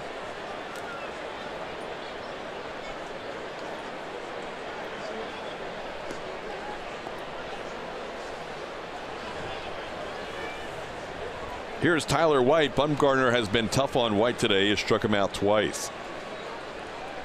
Bumgarner overall has 6 strikeouts today. He's struck out White twice, Keuchel twice. Tyler takes a strike. It's 0-1.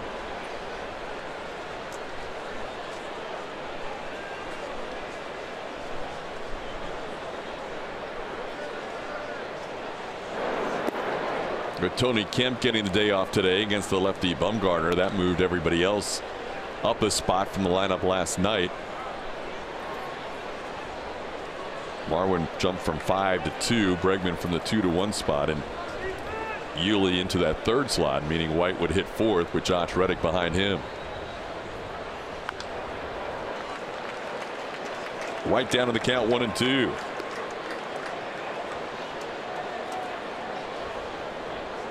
Astros have stranded their share of runners. 5 left on through 5 innings, and 4 of those 5 in scoring position.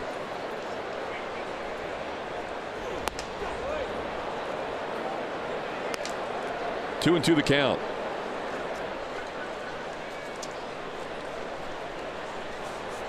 Bumgarner had never been on the disabled list in his career until last season. Now he's missed time in back-to-back years. Into center field, diving attempt by Duggar. It's going to go all the way to the wall. McCutchen will run it down in center field. White into 3rd base. He'll get there with a stand-up triple with 1 out.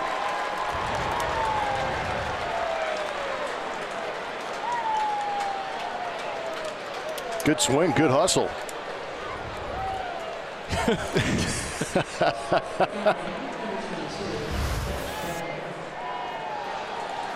Fastball down and away. That was a good pitcher's pitch, but Tyler White did a great job of staying on it and through it, launching it into center field. And we've seen Duggar make some phenomenal plays and show some good range out there in center field, but unable to come up with this one. And once it gets past him, it gets into that triples alley out there in right center field here at AT&T Park. Here's Josh Reddick with the infield in. Ground ball to first. Here comes White. The throw will have him hung up. White trying to get around the tag, and he said he's called out for going out of the baseline. Reddick rounds out for out number 2 on a fielder's choice as White is cut down trying to score.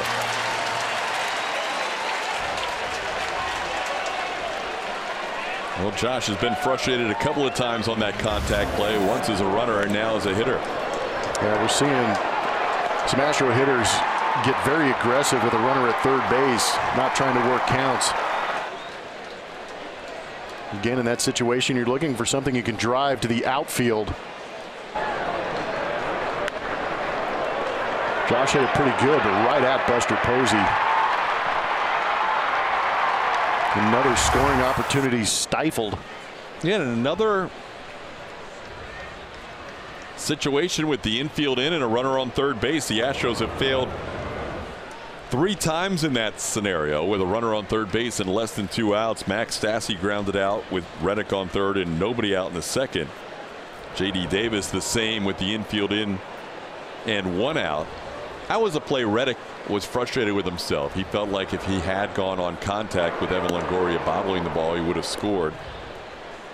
And now Reddick with a runner on 3rd and 1 out, unable to get the run home. Here's Max Stassi. Stassi is grounded out and struck out 0 for 2.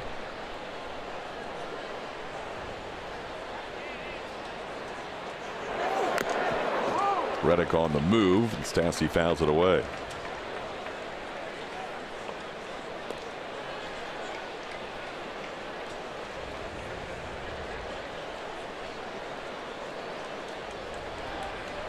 Astros 0 for 9 today with runners in scoring position. They've had a runner in scoring position in 5 of the 6 innings, still being shut out.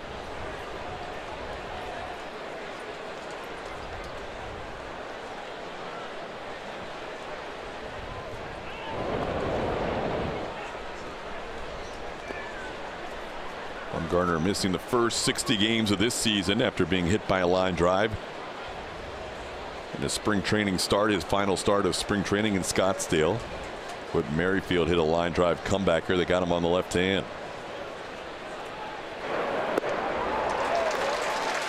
Last year's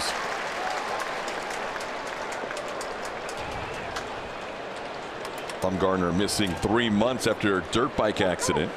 Left shoulder sprain. Prior to that, he had never been on the DL. Stassi down in the count, 1-2. Technically, he's only been on the DL for a baseball injury once.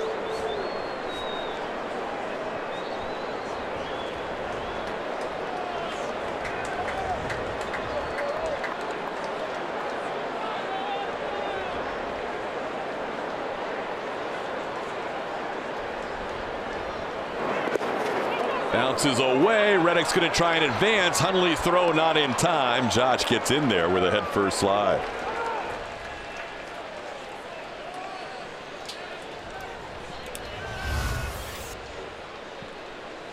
Josh has always been aggressive with balls in the dirt. Took an opportunity here, and again, not one of the more graceful head first slides we're seeing this afternoon. Got the oven mitt though. That's a bonus. We'll see if Max can get this run in. Astros now with another at bat with a runner in scoring position. Josh on the move. The pitch is outside, and Josh will take third base. Stolen base number 6 on the year for Reddick. It's over to third with 2 outs. Some 2-out lightning from Max Stassi would be nice right here. Help out his battery mate Dallas Keuchel, who's battling in this ball game. Ball 4. Stassi, after being down in the count, draws the walk, and the Astros will have runners on first and third, and J.D. Davis to the plate.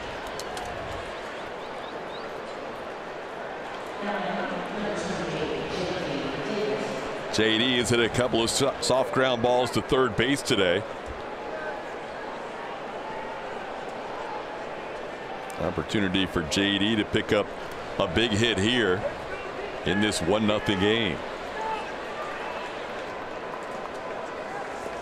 J.D. batting 192 on the season coming in with 15 hits and now 80 at bats.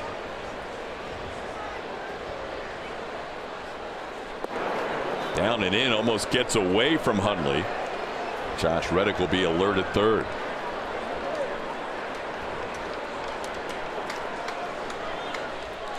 Last couple of pitches well off the mark for Madison Bumgarner. 3 walks in this ball game for him. That's the one number that has kind of jumped on him a little bit this year. Walks per 9 innings at 3.6. It's a big jump from 1.6 that it was last year. That's the highest total of his career. Drops in a strike to J.D. It's 1-1.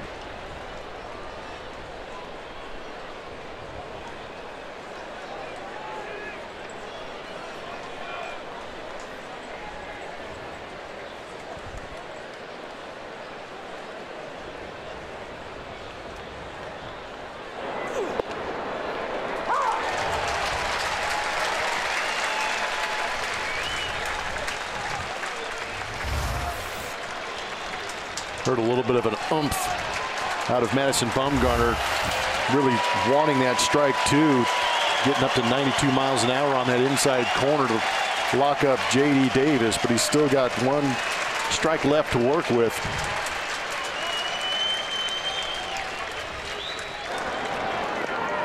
Ball bounces away, coming in, Reddick trying to score. He will be out at home plate. Hundley to Bumgardner, and Josh thrown out trying to score on the pitch in the dirt.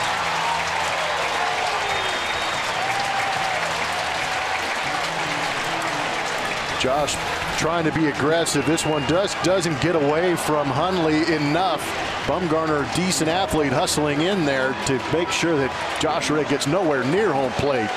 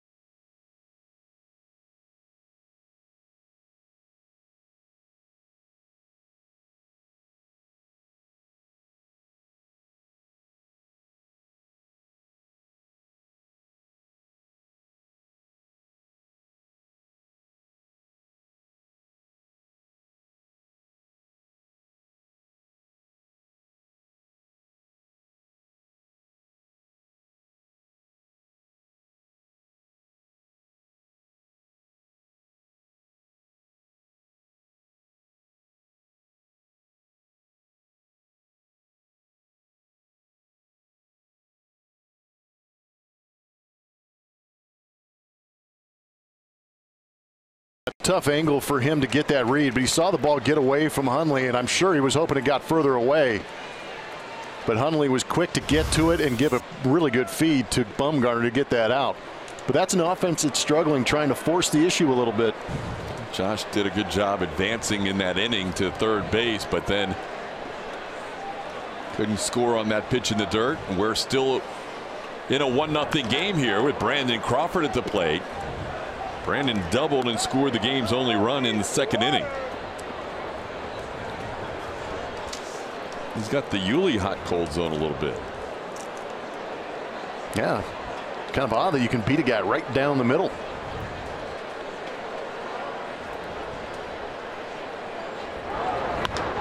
On the ground, couple of hops. Tyler White is there, takes the play himself. Dallas gets a ground out to start the bottom half of the 6th inning. Not much offense in this series for either side. Last night the Astros managed 4 hits and none from the 3rd inning until the 9th inning. The Giants had a total of 4 hits last night. Today the Astros with 4 more hits and the Giants with 3. Here's Nick Hundley. He is flied to center and grounded out to third. Fouls that first pitch away.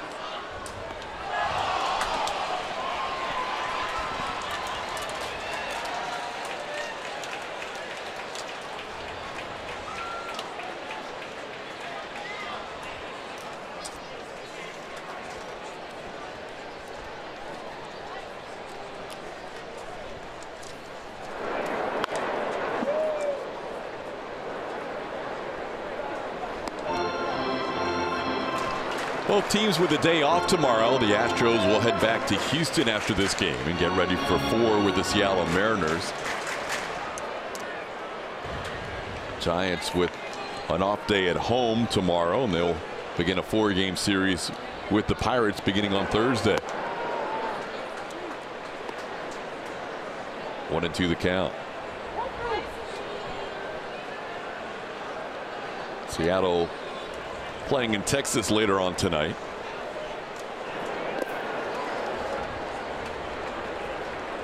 Mariners winning last night against the Rangers in extra innings.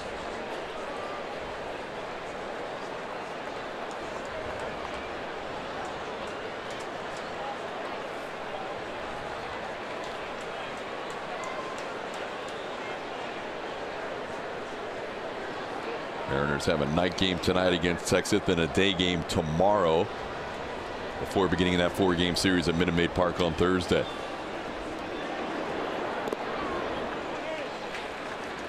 Counts 3-2.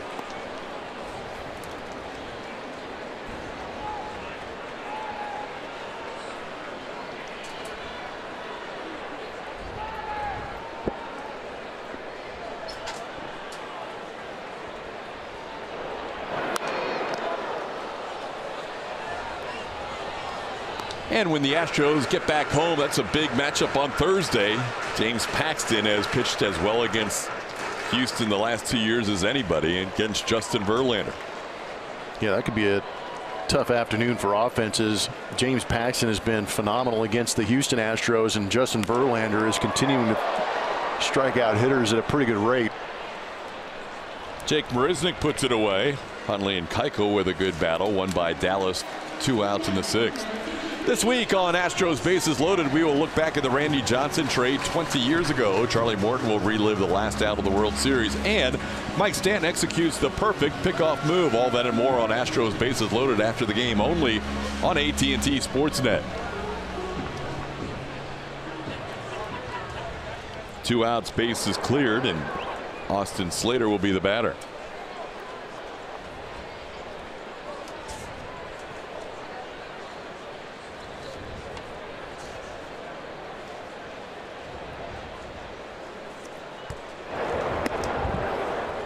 Takes a pitch upstairs for ball 1. Astros will have Verlander and Garrett Cole back-to-back to start that series against the Mariners.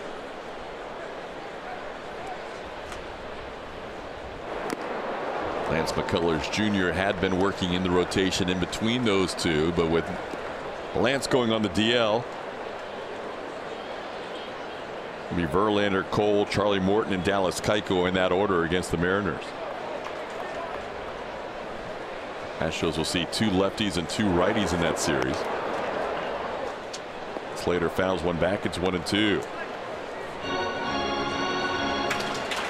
Slater's been on base twice. He was hit by a pitch in the 2nd and singled in the 4th.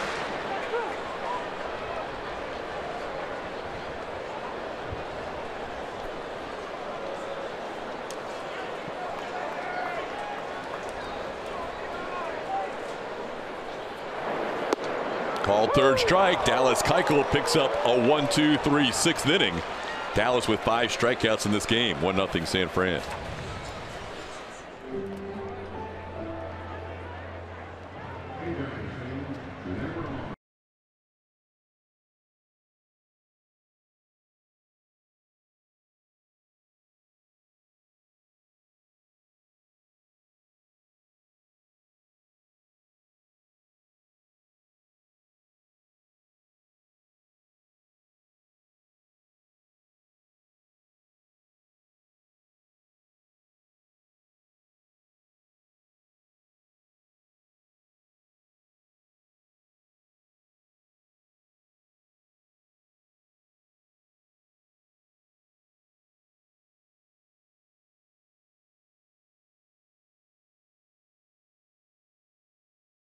Beautiful as everyone says they are.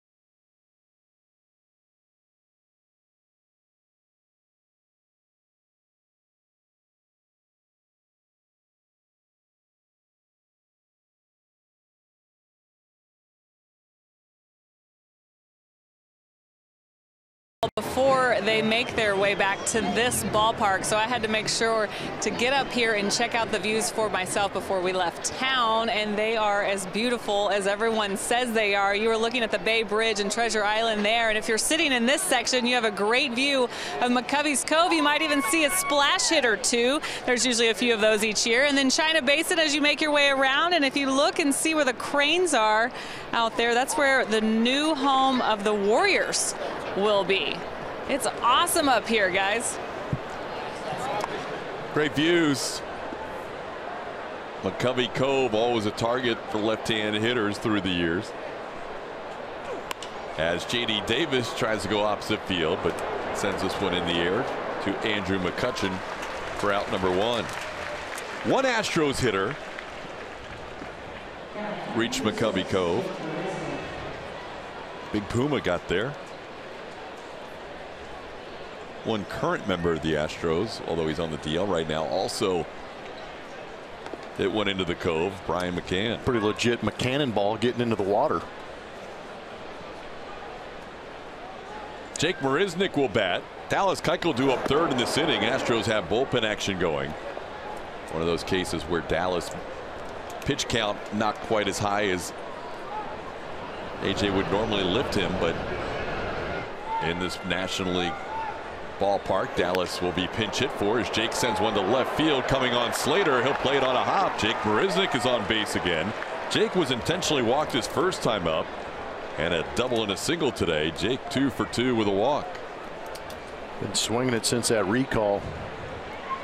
Tony Kemp was on deck to hit for Dallas Keuchel, but now with a runner on base, it's going to be Evan Gattis getting a pinch hit. AJ Hinch looking for a big swing.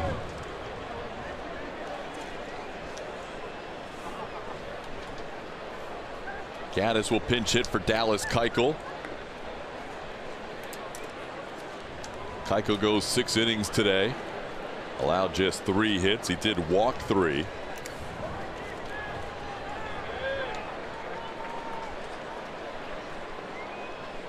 Check that walk 2 and hit a batter. Pretty good numbers for Gattis in his time against Madison Bumgarner.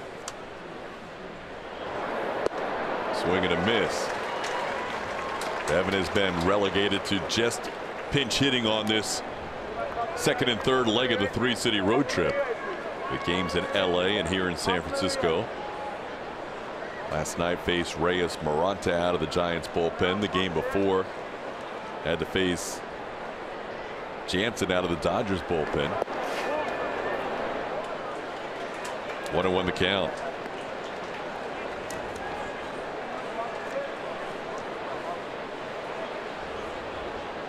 Gattis, another guy heavy on the pull side.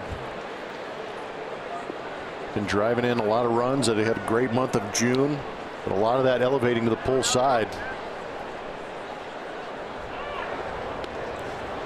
Nobody on the active roster has more at bats against Bumgarner than Evan Gattis.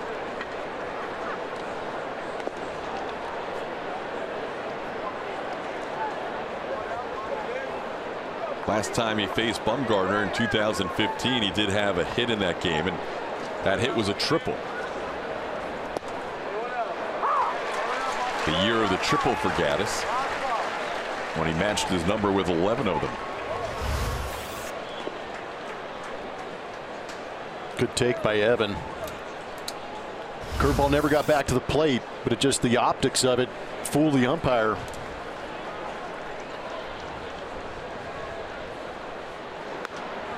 Popped up, playable, foul territory.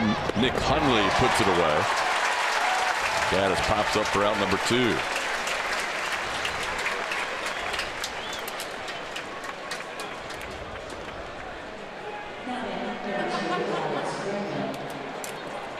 I'll bring up Alex Bregman. Bregman looking to continue his streak. He has been on base in 35 consecutive road starts. But he's 0 for 3 today as a leadoff hitter. He's grounded out, fly to center field, hit the ball hard his last time up, but lined out to left.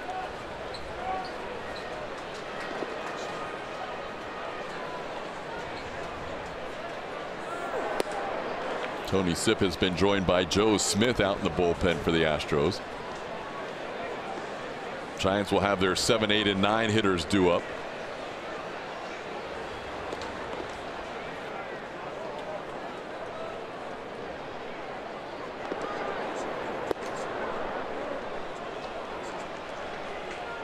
Bregman with a 2-0 count.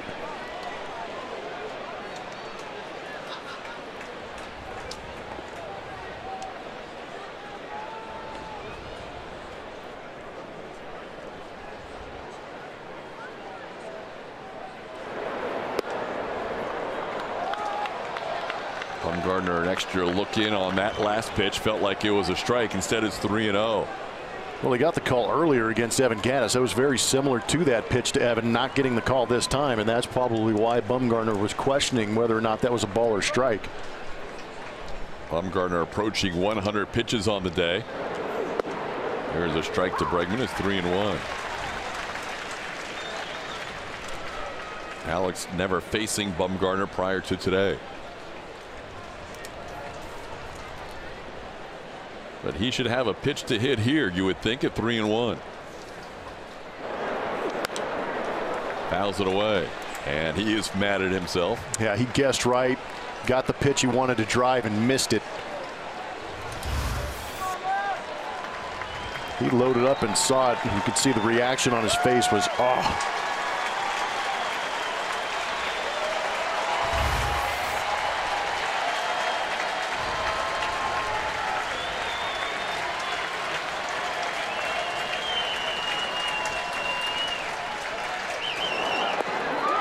Tries to hold up, but he goes around, and that'll do it for the Astros in the 7th inning. Madison Bumgarner strands another. The Astros have left 7 on through 7. It is 1-0 San Fran, as we're going to send it to Kevin Eschenfelder and Mike Stanton in our Rooms to Go lounge.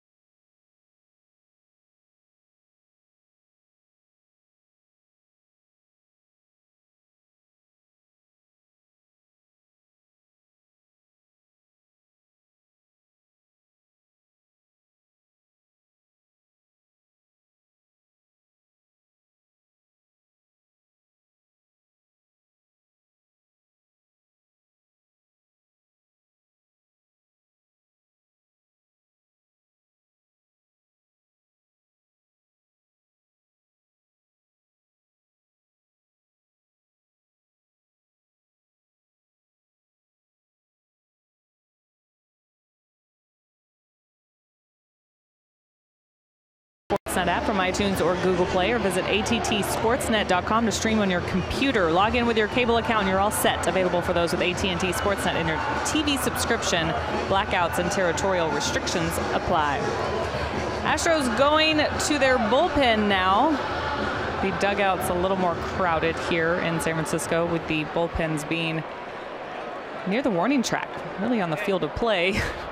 For most. And guys, I know you were talking about this earlier, but not only is there the dynamic of just having some extra players in there and some guys who aren't really sure of what to do when they're not sitting in a bullpen. There was a stretch area down underneath that I ran into as I was trying to make my way back up, but that's where they'll start warming up. But the interesting part, there's no phone calls. The communication's all right here, but AJ said it becomes a production with Javier Bracamonte, the bullpen catcher, having to run out and in, and you know, the bullpen coach is halfway between AJ and the pitcher, so he's relaying the message. There's a lot of yelling and hand signals, just very different for a club who's not used to coming to this ballpark. Much more crowded dugout for sure as Tony Sipp takes over here in the bottom half of the 7th inning. Astros preferring to have Alan Hansen, the switch hitter, bat right-handed. As a right-hand hitter, Hansen batting .220 on the year. All 6 of his home runs have been as a left-hand hitter. And Sipp takes over and has an 0-2 count. Good numbers on the season for Tony Sipp. Fastball slider split. 105 is the whip, and the 163 ERA are extremely nice. Pitched in that Dodgers series, only went a third of an inning. Threw 3 pitches in it.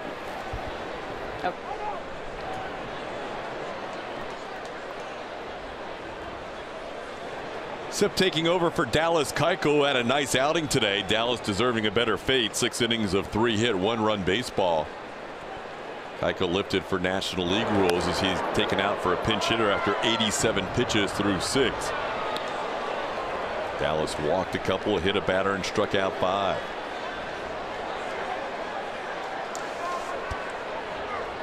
Dallas has continued on a nice string of starts. It really began in the start of July and has extended here to his first 2 starts of August.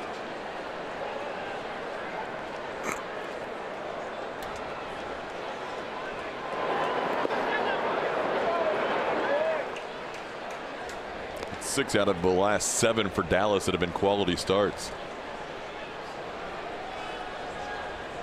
Sipp will face Hansen, and then we'll see how AJ plays it as they get to the pitcher spot.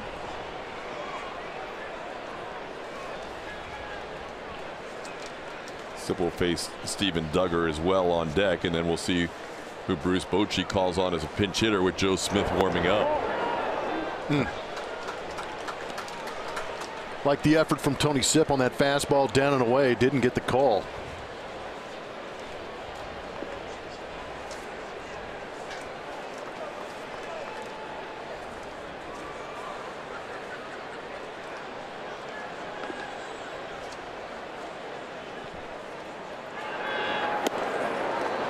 Now the count's 3-2.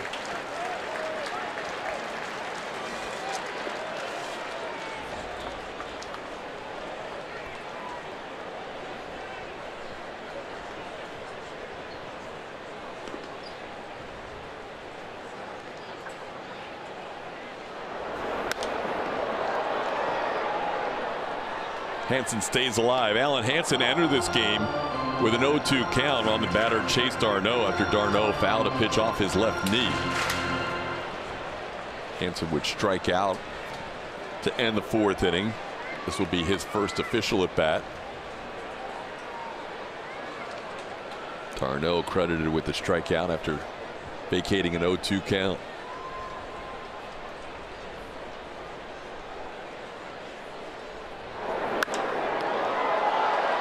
Into right field, Reddick back. He's near the wall. This ball is off his glove. Hansen is going to head to third. The throw by Yuli will be not in time. Alan Hansen ends up with a triple on a ball that went off the glove of Josh Reddick in right field. Ball carrying to right field. Josh Reddick isn't normally a guy that drifts over there, but you could see him kind of checking out the wall and trying to time that jump. It's in the glove, but kind of buggy whips its way out of there as he makes contact with the wall.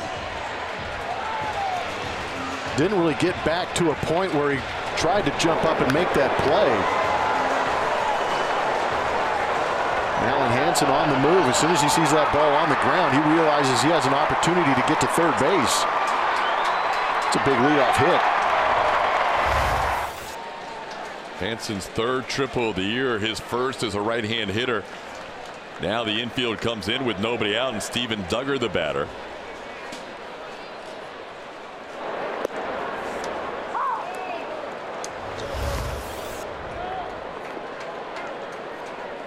You see the ball in the end of the glove of Josh Reddick and just unable to hold on. Hunter Pence has grabbed the bat. He will be in the on-deck circle as a potential pinch hitter for Madison Bumgarner. This is popped up, playable. J.D. Davis waits for it and puts it away. That's one big out for Tony Sipp as he gets Duggar for the first out of the 7th inning. Once Pence is announced, H.A. Hinch will be out of the dugout to bring on Joe Smith from the bullpen. We'll see if Bruce Bochy counteracts that move. He has Joe Panik, a lefty, on his bench. Smith will be the new pitcher when we come back.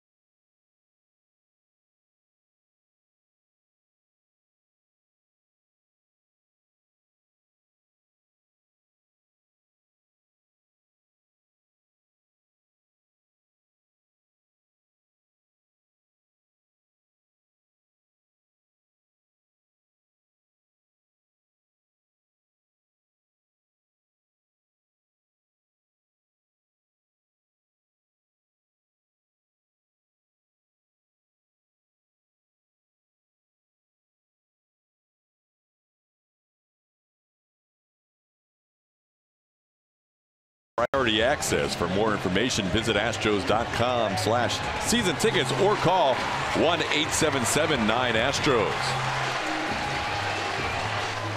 Runner on third base with one out in this 1-0 game, and Joe Smith takes over. 36 games, Joe Smith working that ERA back under 4. He's been good of late. What's interesting is that ERA close to 4. The whip is very good, and his walks and hits per inning pitched. 31 strikeouts in 29 2/3 innings. Smith will face Hunter Pence. Pence swings at that slider and misses. Joe ahead 0-1. Hunter starting his career with the Astros in 2007. He was there all the way until he was moved to Philadelphia in 2011.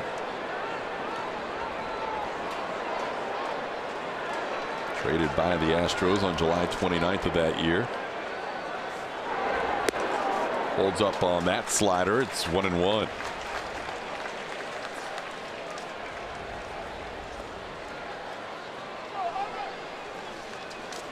Smith has faced Pence a couple of times in his career and struck him out both times.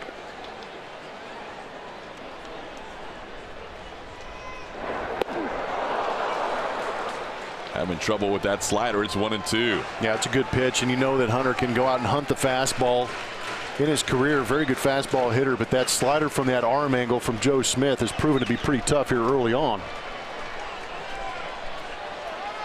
And Hunter's always been an aggressive hitter.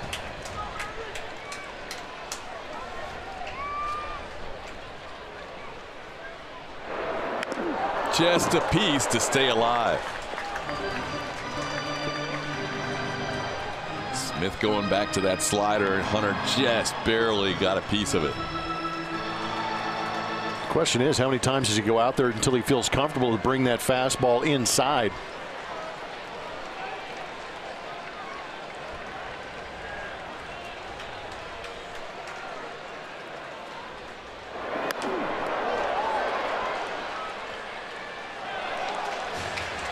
Good job coming in right there. You get a guy leaning out over the plate and trying to sit back on that slider.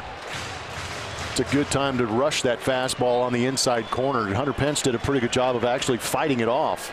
If he puts that in play, it's not going to be hit very hard, but he fouls it off and lives to fight another pitch.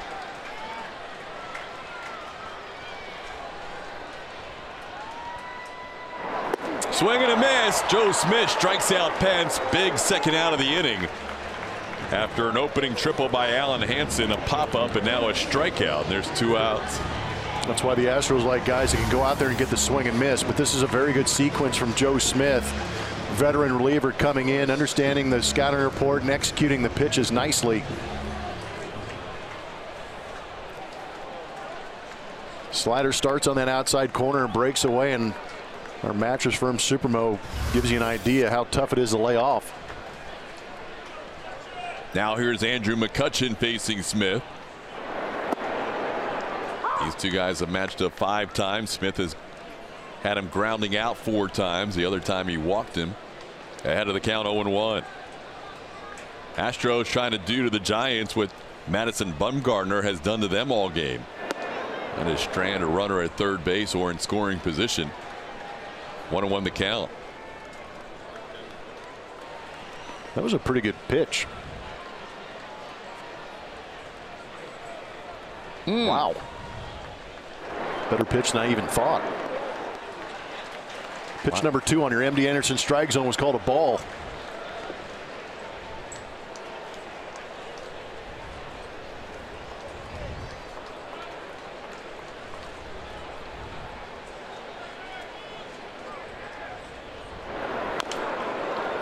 Now the count's 2-2.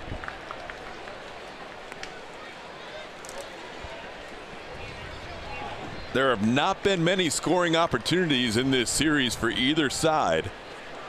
So a run in this game rather critical. The Astros and the Giants in multiple occasions have brought the infield in and had success, and now Smith trying to work his way through the 7th. Swing and a miss. Joe Smith with 2 strikeouts, getting the pinch hitter Hunter Pence, and then Andrew McCutchen.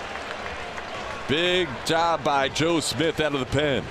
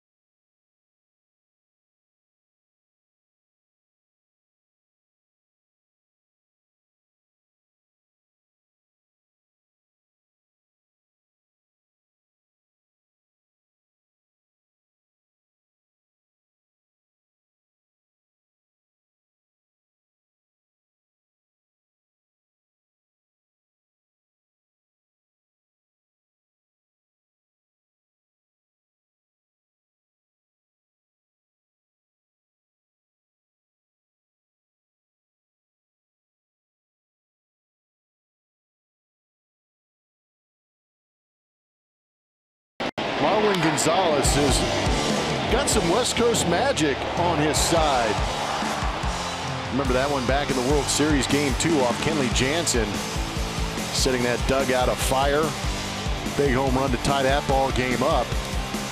We've also seen it here. This was the 3rd home run for Marwin Gonzalez on this road trip, and that put the Astros up 3-1 in last night's ball game. Proved to be the deciding swing, but doing some damage out here on the West Coast. Marwin will turn around and bat left-handed against the hardest thrower on this San Francisco Giants staff. Ray Black, the 28-year-old right-hander, takes over in this 1-0 game in the 8th. Yeah, this guy's got some silly numbers on the season, but to Todd's point, almost averaging 98 miles an hour on his fastball, has a curveball and a slider. He will face Marwin as a left-hand hitter. And then Yuli Gurriel and Tyler White.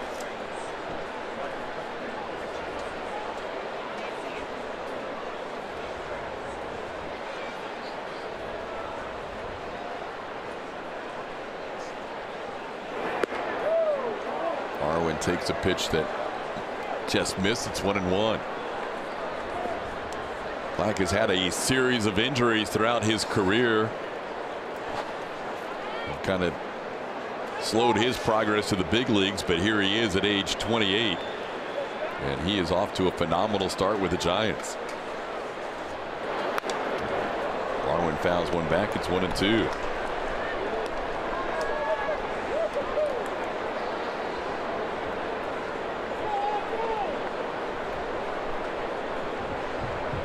Black has faced 32 hitters, 10 left-hand hitters, and 22 right-hand hitters. And he's allowed only one hit all year.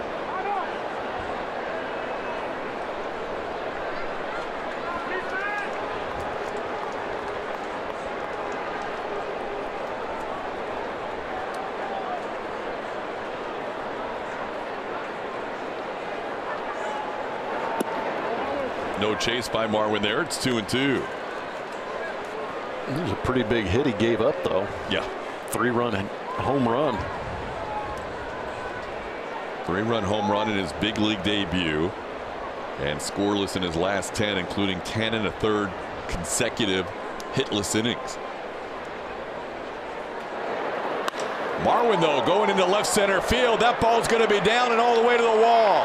Marwin leads off the 8th inning with a double, and that snaps the streak of 10 1/3 hitless innings by Black.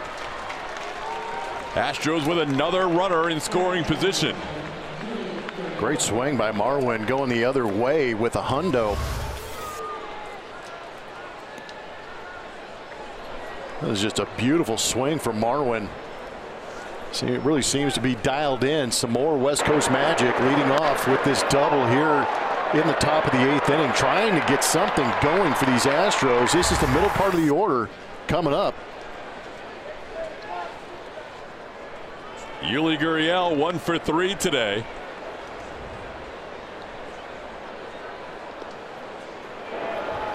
Astros have had a runner in scoring position in 6 of the 8 innings, but they are 0 for 9 today with a runner in scoring position as Yuli takes one in for a ball. Ray Black facing right-hand hitters this year. Righties are 0 for 22 with 11 strikeouts. There's a strike.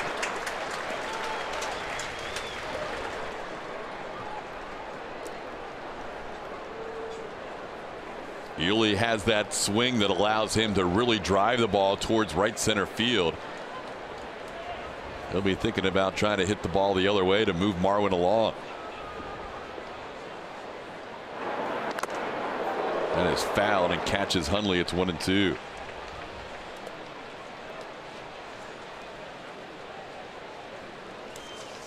How many times in your life, Todd, have you said, I am going to put myself in front of something that is moving 100 miles an hour? Because that is a choice that Nick Hundley and a lot of catchers around the league choose to do. This is not fun. You just hope he's all right. Got the hockey goalie mask. That caught him right at the top of the mask, right squared up on the forehead.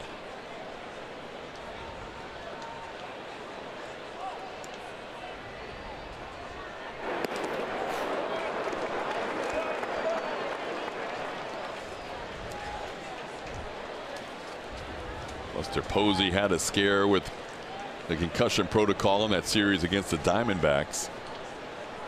Playing first base today.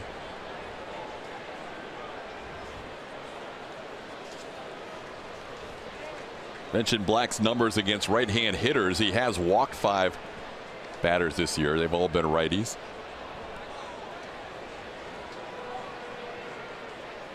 Marwin represents the tie game at second base. Astros have threatened all afternoon long. Madison Bumgarner able to work through 7 innings, not allowing a run.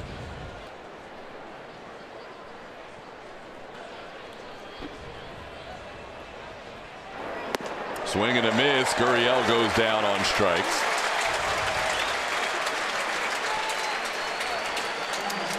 Black picks up his first strikeout. Now he'll face Tyler White. White tripled his last time up. Astros have 2 triples in this game. Reddick and Tyler White. 2 doubles in this game. Jake Marisnick and Marwin Gonzalez.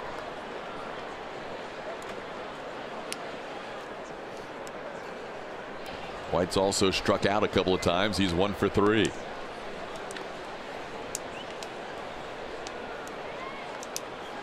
Black and white matchup right here. Atta boy. Like to see that number change. Not the season average, today's average. Yeah, because that season average has them on top. Big swing, no contact at 100.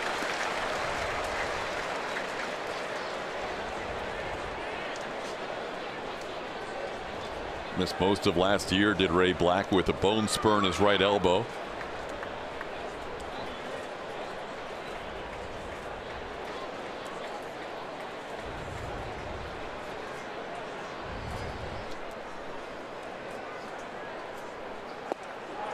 And White down to the count 0-2. That was 101.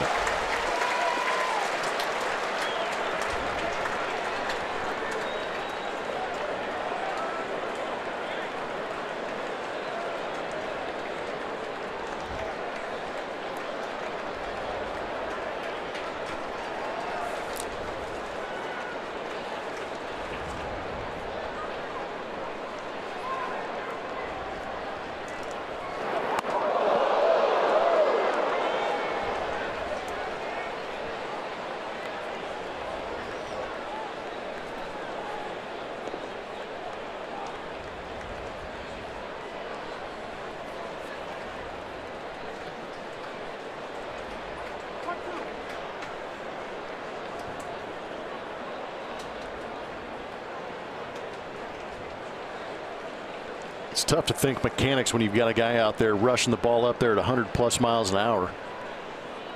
You got to try and be as quick as you possibly can with that barrel to contact. Let some of that velocity do the work, especially in this situation with 2 strikes, not trying to do too much. Just hopefully put a baseball in play out there, force a defense to make a play or find a hole and drive Marwin in.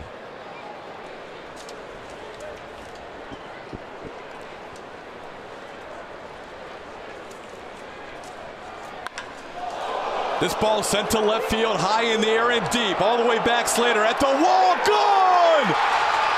Tyler White is hit a 2-run home run. And just like last night, the Astros trailing the whole game 1-0, take a 2-1 lead here on Tyler White, hitting his 4th home run of the year. First career cleanup home run. Shark attack here in the Bay. There are a lot of great whites here in the San Francisco Bay, and that great white just put the Astros in front.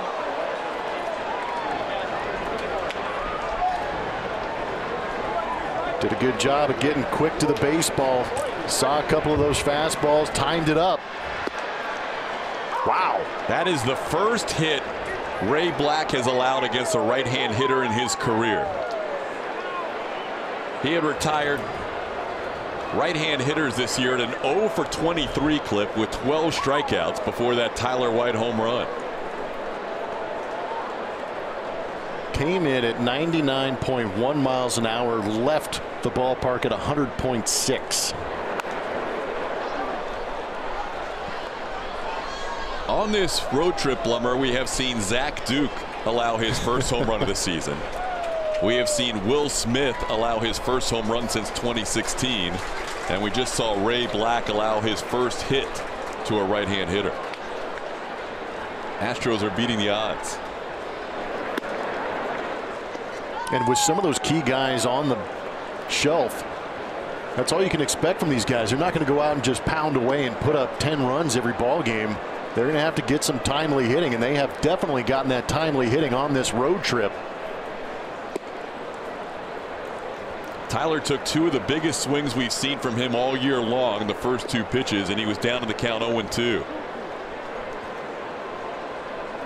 But he connected on that last one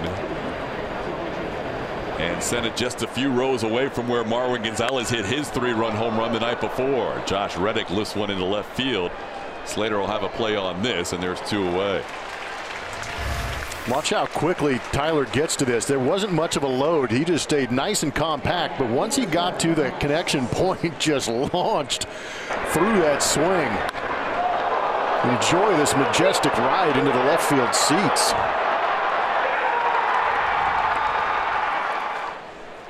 Of course, we're going to StatCast this for you and give you the numbers to tell the story of this bomb to left field. 363 feet.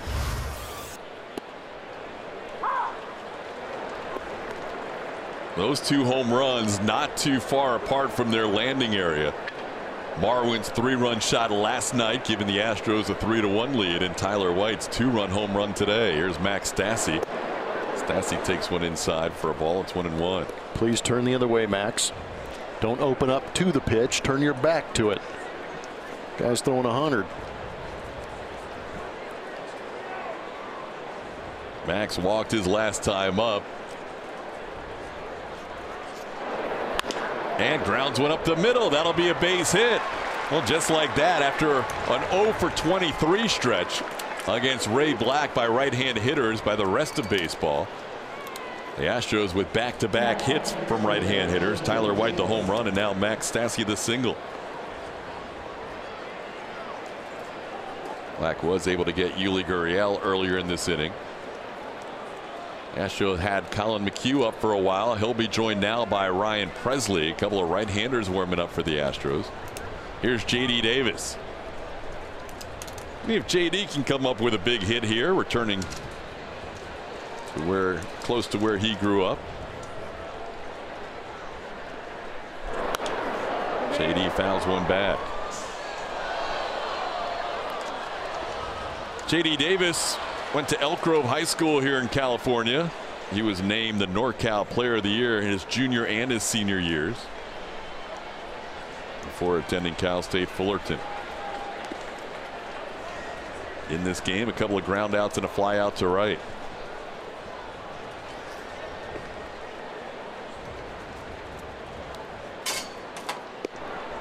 Tony Watson had been up for the Giants in their bullpen.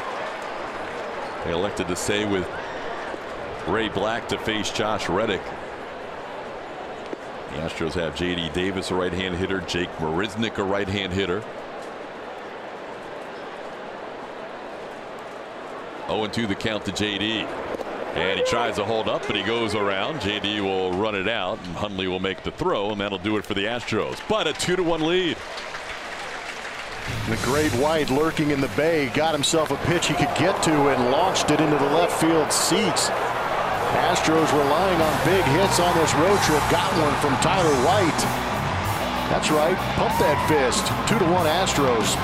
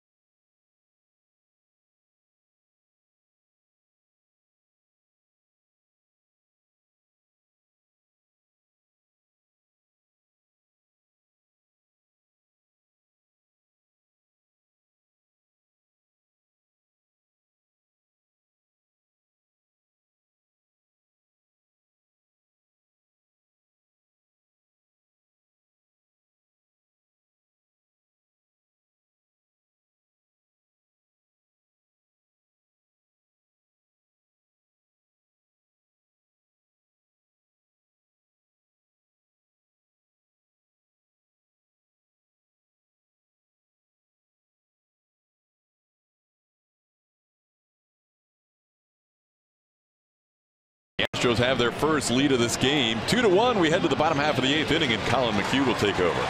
This is a high leverage situation for Colin McHugh, and a lot of the reason he is in here in this situation is because of the numbers on your screen. 38 games, an ERA almost at 1, and that whip is under 1 at .73. McHugh facing the 2, 3, and 4 hitters in the Giants lineup. Buster Posey, Evan Longoria, and Brandon Crawford. And the first pitch is a called strike.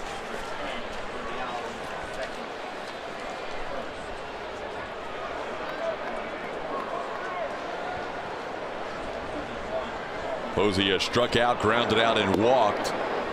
Takes a called strike. It's 0-2.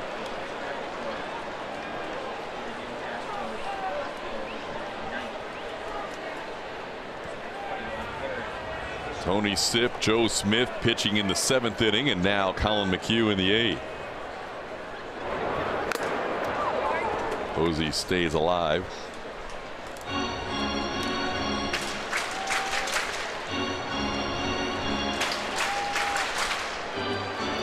Changes for the Astros.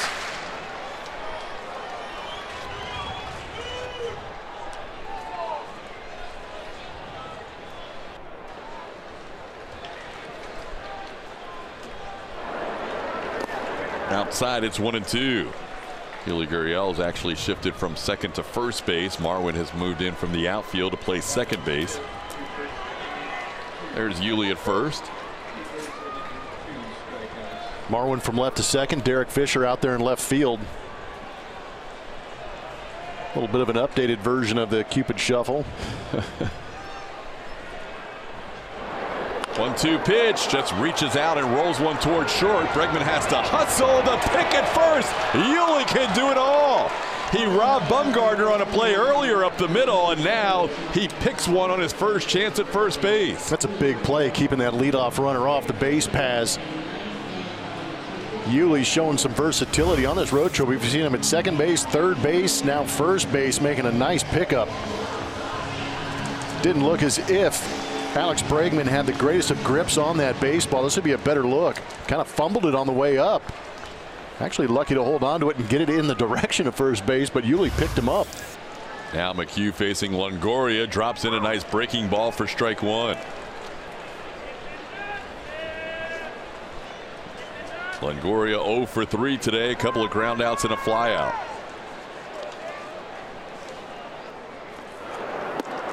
And McHugh ahead 0-2.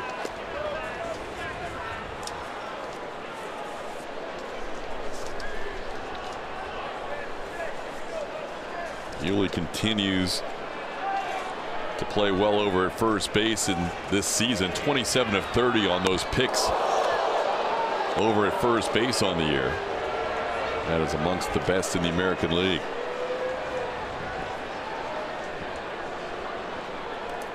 Count is 1-2 on Longoria. Swing and a miss in the dirt. Stassi will try and tag the runner, and he is out for out number 2.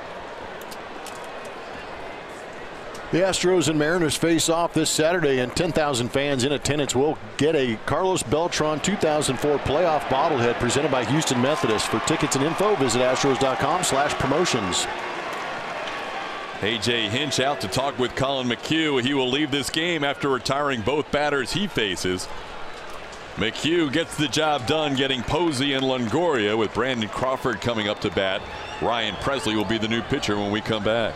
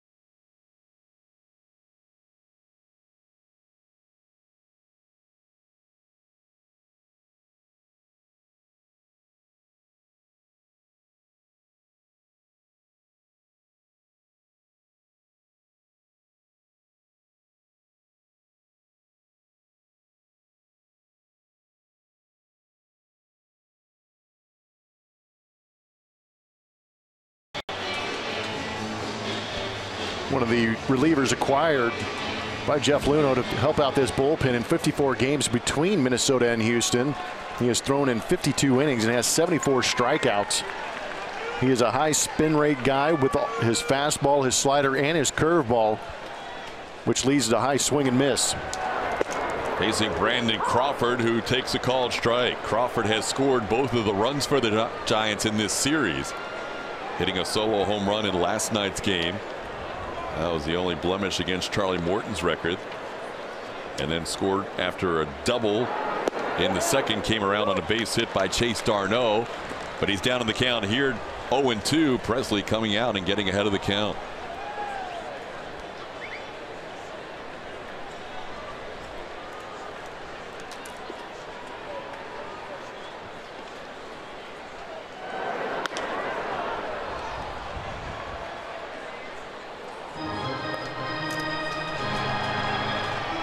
Presley's been very good since joining the Astros. Allowed an initial home run to Rougned Odor, the first batter he faced. But he has been on point ever since. A slicing foul ball. Derek Fisher gives it a look, and he can't quite make the play as he trips over the mound. Tony Watson warming up out there, and he tripped right over that spot where Watson was warming up. No, that bullpen mound definitely got him. That left foot caught the toe spike and just took his mind and his eyes off that ball, unable to make the catch.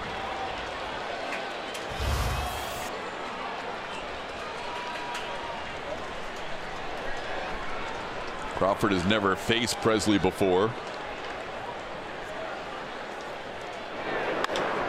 This one to left field, sending Fisher back. He is still going back, and he makes the play right in front of the track for the final out of the inning.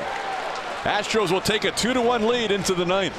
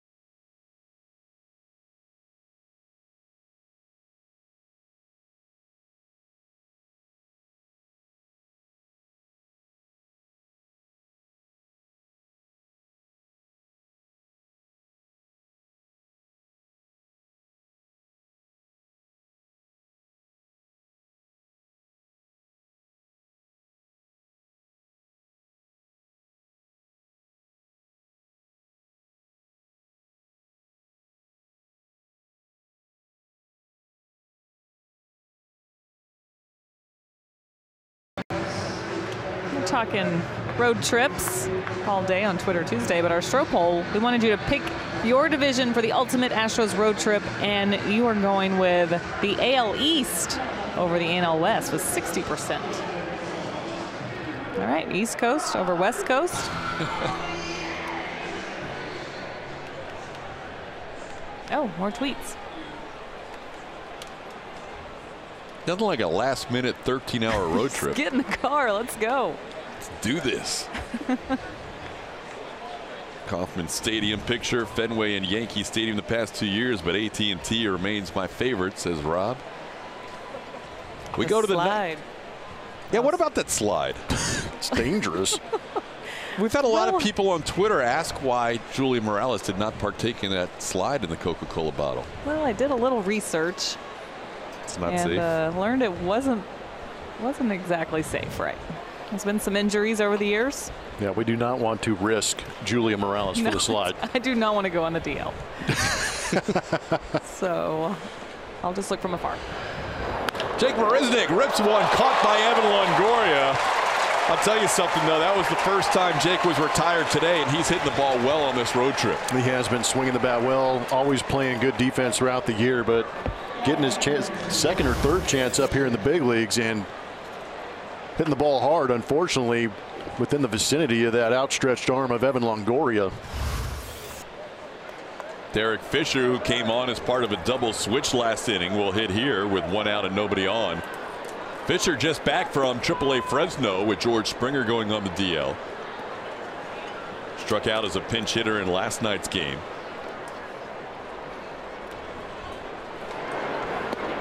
And Derek takes a pitch for a strike here.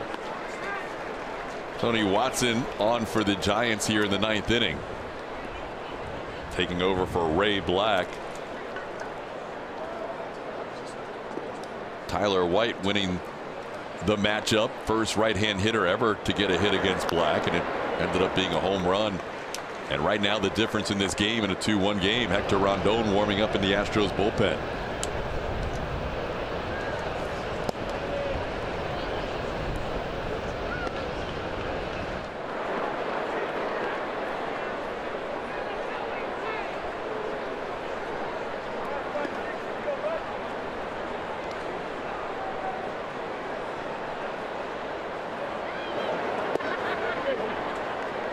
Fisher takes one inside for a ball. Derek started the year with the Astros and was up for the first month plus, but struggled a bit. Sent back to AAA Fresno. Other guys had an opportunity along the way. Now Derek getting his second chance. Goes down swinging here. Watson able to pick up a strikeout for the second out of the inning. They'll bring up Alex Bregman. Bregman needs to get on base here to continue his streak of 35 consecutive road games reaching base.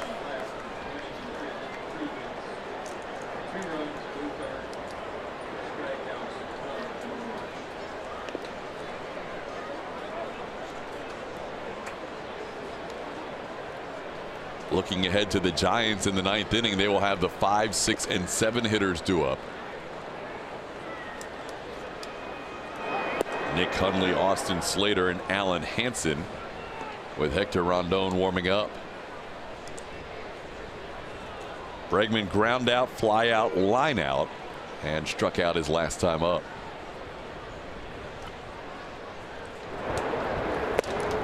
There's a strike. It's 1-1. Overall, Alex has reached in 66 of 68 games, but has been kept off base today as a leadoff hitter. That one almost gets him. It's 2-1.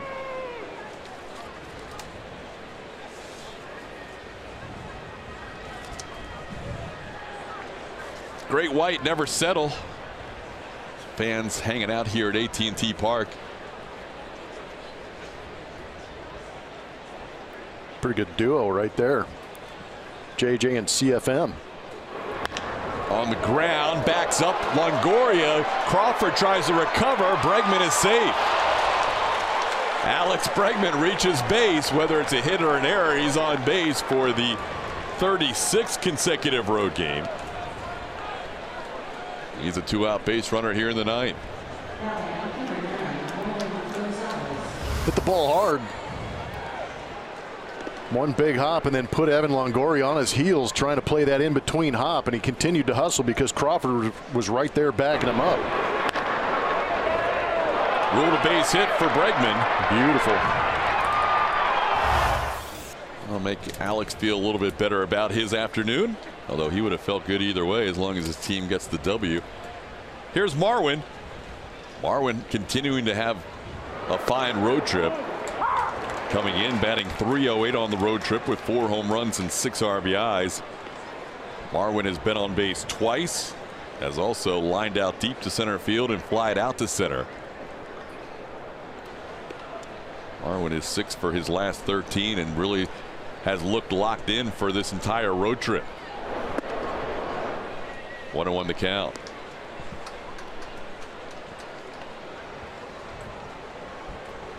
Marwin doing most of his damage as a right-hand hitter, including perhaps the biggest hit of this road trip last night.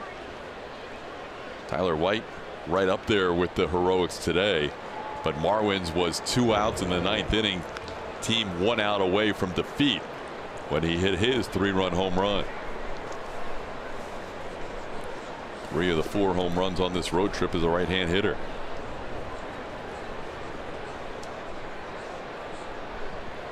His OPS coming into this game on the road trip was 1169. That's going to go up.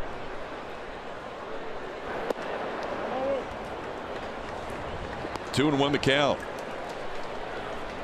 9 hits for the Astros, 4 for the Giants. Dallas Keuchel ends up with a no decision, pitched very well, 6 innings of 1-run baseball. Madison Bumgarner also ends up with a no decision after 7 innings of shutout baseball. Astros were down 1-0 going into the 9th last night, 1-0 going into the 8th today, and trying to win both of these games.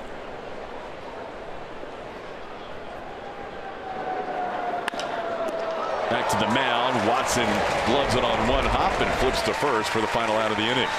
2-1 game. To the bottom of the 9th we go.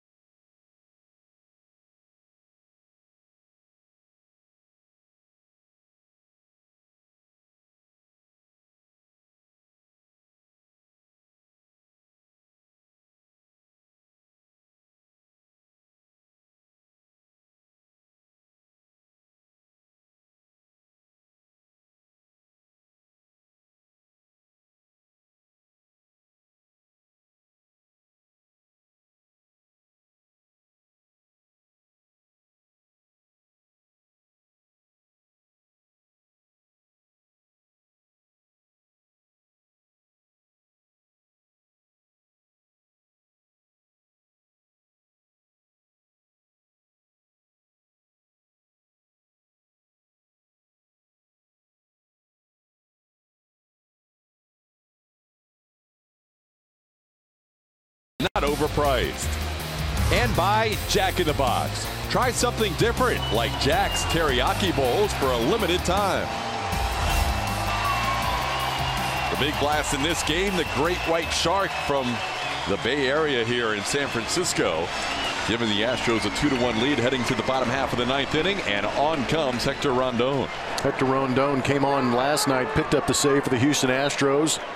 In those 43 games he's pitched, he does have 12 saves. His whip is at 1.08, 51 strikeouts in 40 2/3 innings pitched.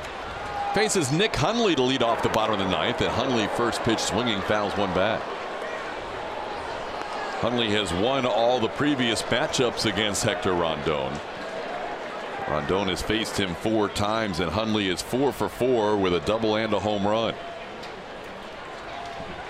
It'll be Hundley, Austin Slater, and Alan Hansen. And Rondon ahead here 0-2. Hundley 0 for 3 today. A couple of flyouts to center field and a ground out.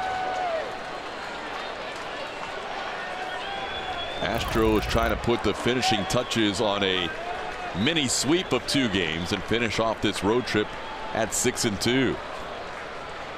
Swing and a miss. Rondon wins this one as he strikes out Hundley on 3 pitches. 98-mile-an-hour fastball. Last night, Marwin Gonzalez provided the difference with 2 outs in the 9th inning with a 3-run home run. And the Astros would prevail 3-1, and today it was Tyler White's turn. This one Big blast late in ball games. Tyler White making the adjustment to that 100-mile-an-hour fastball and launched it. Those two baseballs did not land very far apart from each other. Here's Austin Slater. Slater takes a pitch that was close but called a ball. It's 1-0. Slater faced Rondon last night and was called out on strikes. There's a strike. It's 1-1.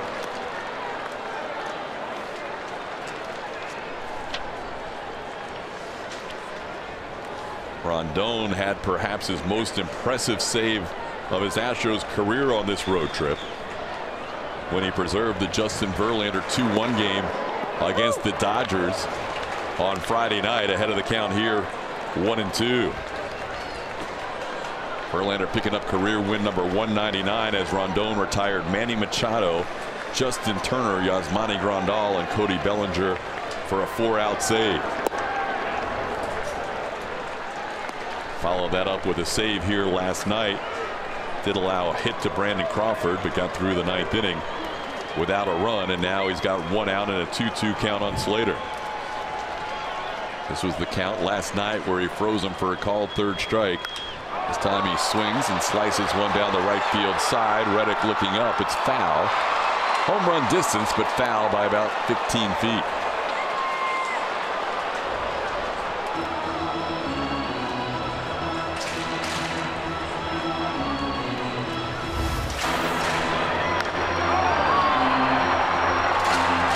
The ball went that far because it looked like he almost got beat by that fastball, but beat just enough to keep it foul. Just 309 down that right field line.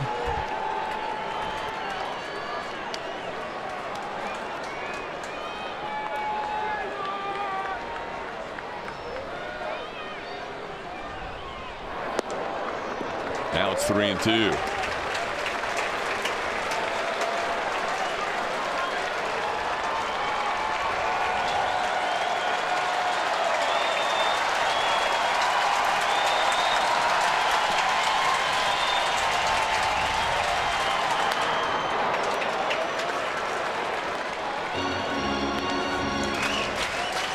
Job of staying alive by Slater on that pitch. That was a good slider down and away.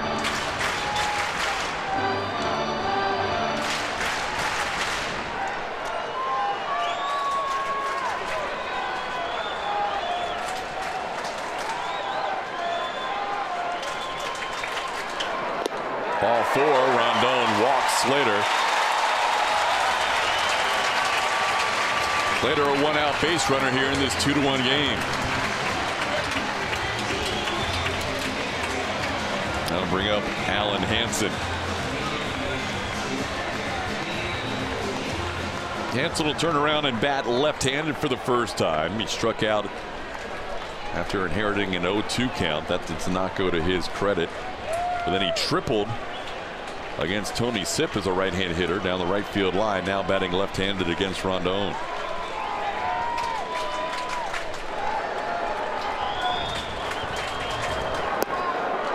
Swing and a miss. They have faced each other one other time. Hansen grounding out against Rondon in their lone matchup.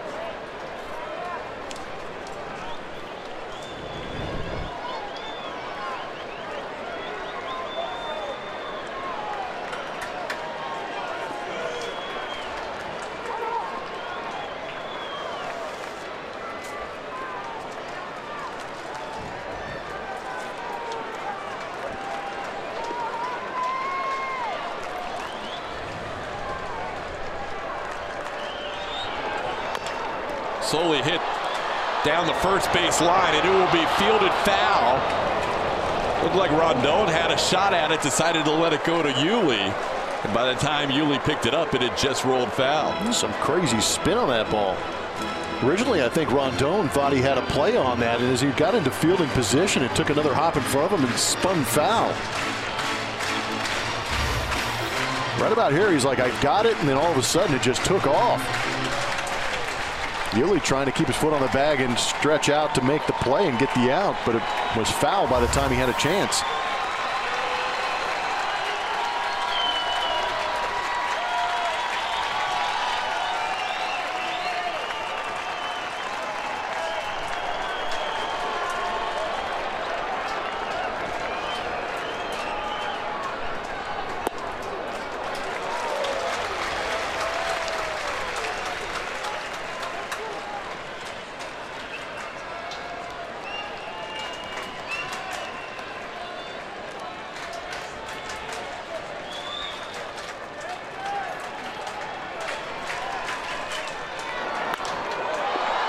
Slice the other way. Fisher, a long run near the stands, and look out.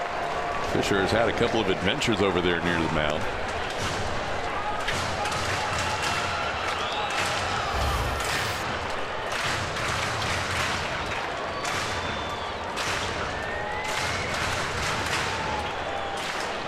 He took that peak a little bit late. But that bullpen mound is definitely in his mind.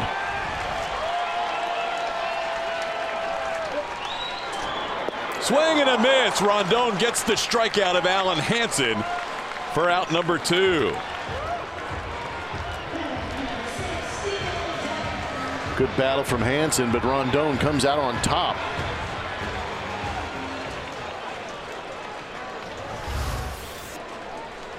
Getting on the side of that slider, creating that break to the inside corner. Beautifully done.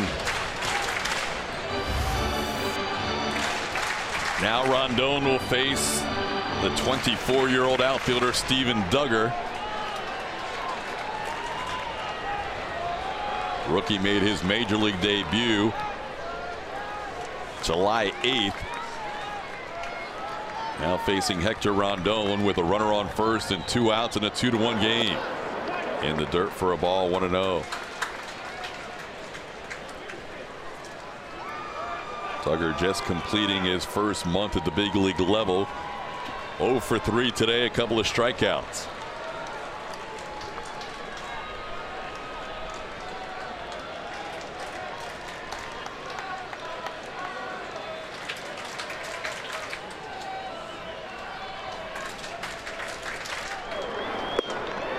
Strike call.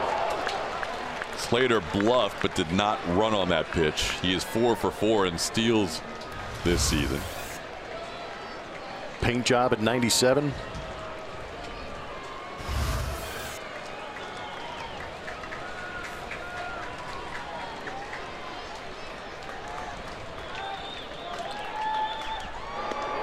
A little lean there from Slater as he dives back in.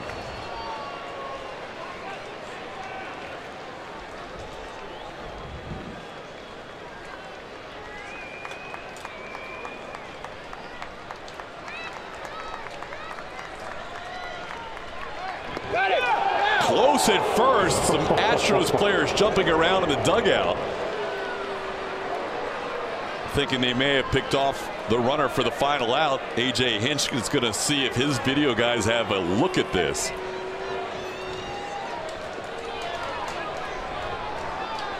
That was very close. It really was. It'd be a heck of a way to finish up this ball game. A.J. is going to have them put the headsets on and check with New York. Here we go. We could have a walk-off, pick-off review. And we'd be off to Houston. This will be pretty interesting. Do we have a definitive look on Austin Slater being tagged before he gets to the bag? The tag is on the shoulder and really can't see the impact of the hand on the base, but Yuli feels like he got him. Rondon thought he got him.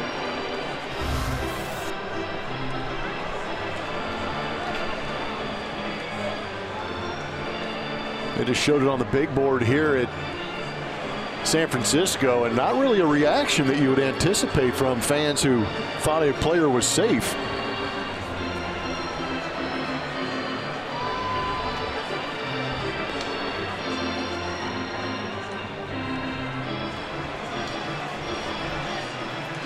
But A.J. Hinch, whether or not the call goes his way or not, probably felt it was an opportunity to just go ahead and try it. You never know. If they call him out, game's over. If not, you still got Rondon out there. The game will proceed. No overturn of that call. 1-1 the count on Steven Duggar.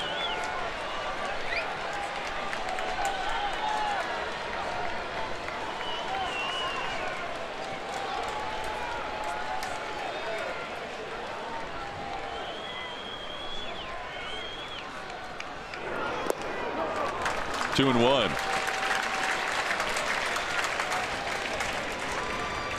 Astros kept this at a 1-0 game in the bottom half of the 7th inning after a leadoff triple by Allen Hansen. Tony Sipp able to get Duggar to pop up, and then Joe Smith came on with 2 big strikeouts to end the 7th. 2-1 pitch is fouled away by Duggar. Now the Astros 1 strike away. It's 2-2.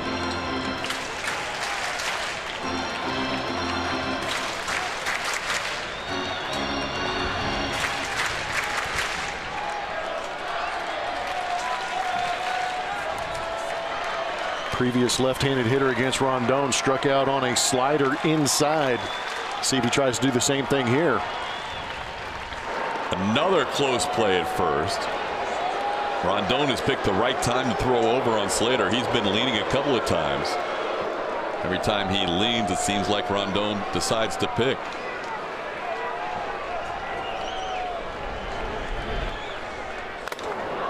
Fouled off Stassi. It stays 2-2.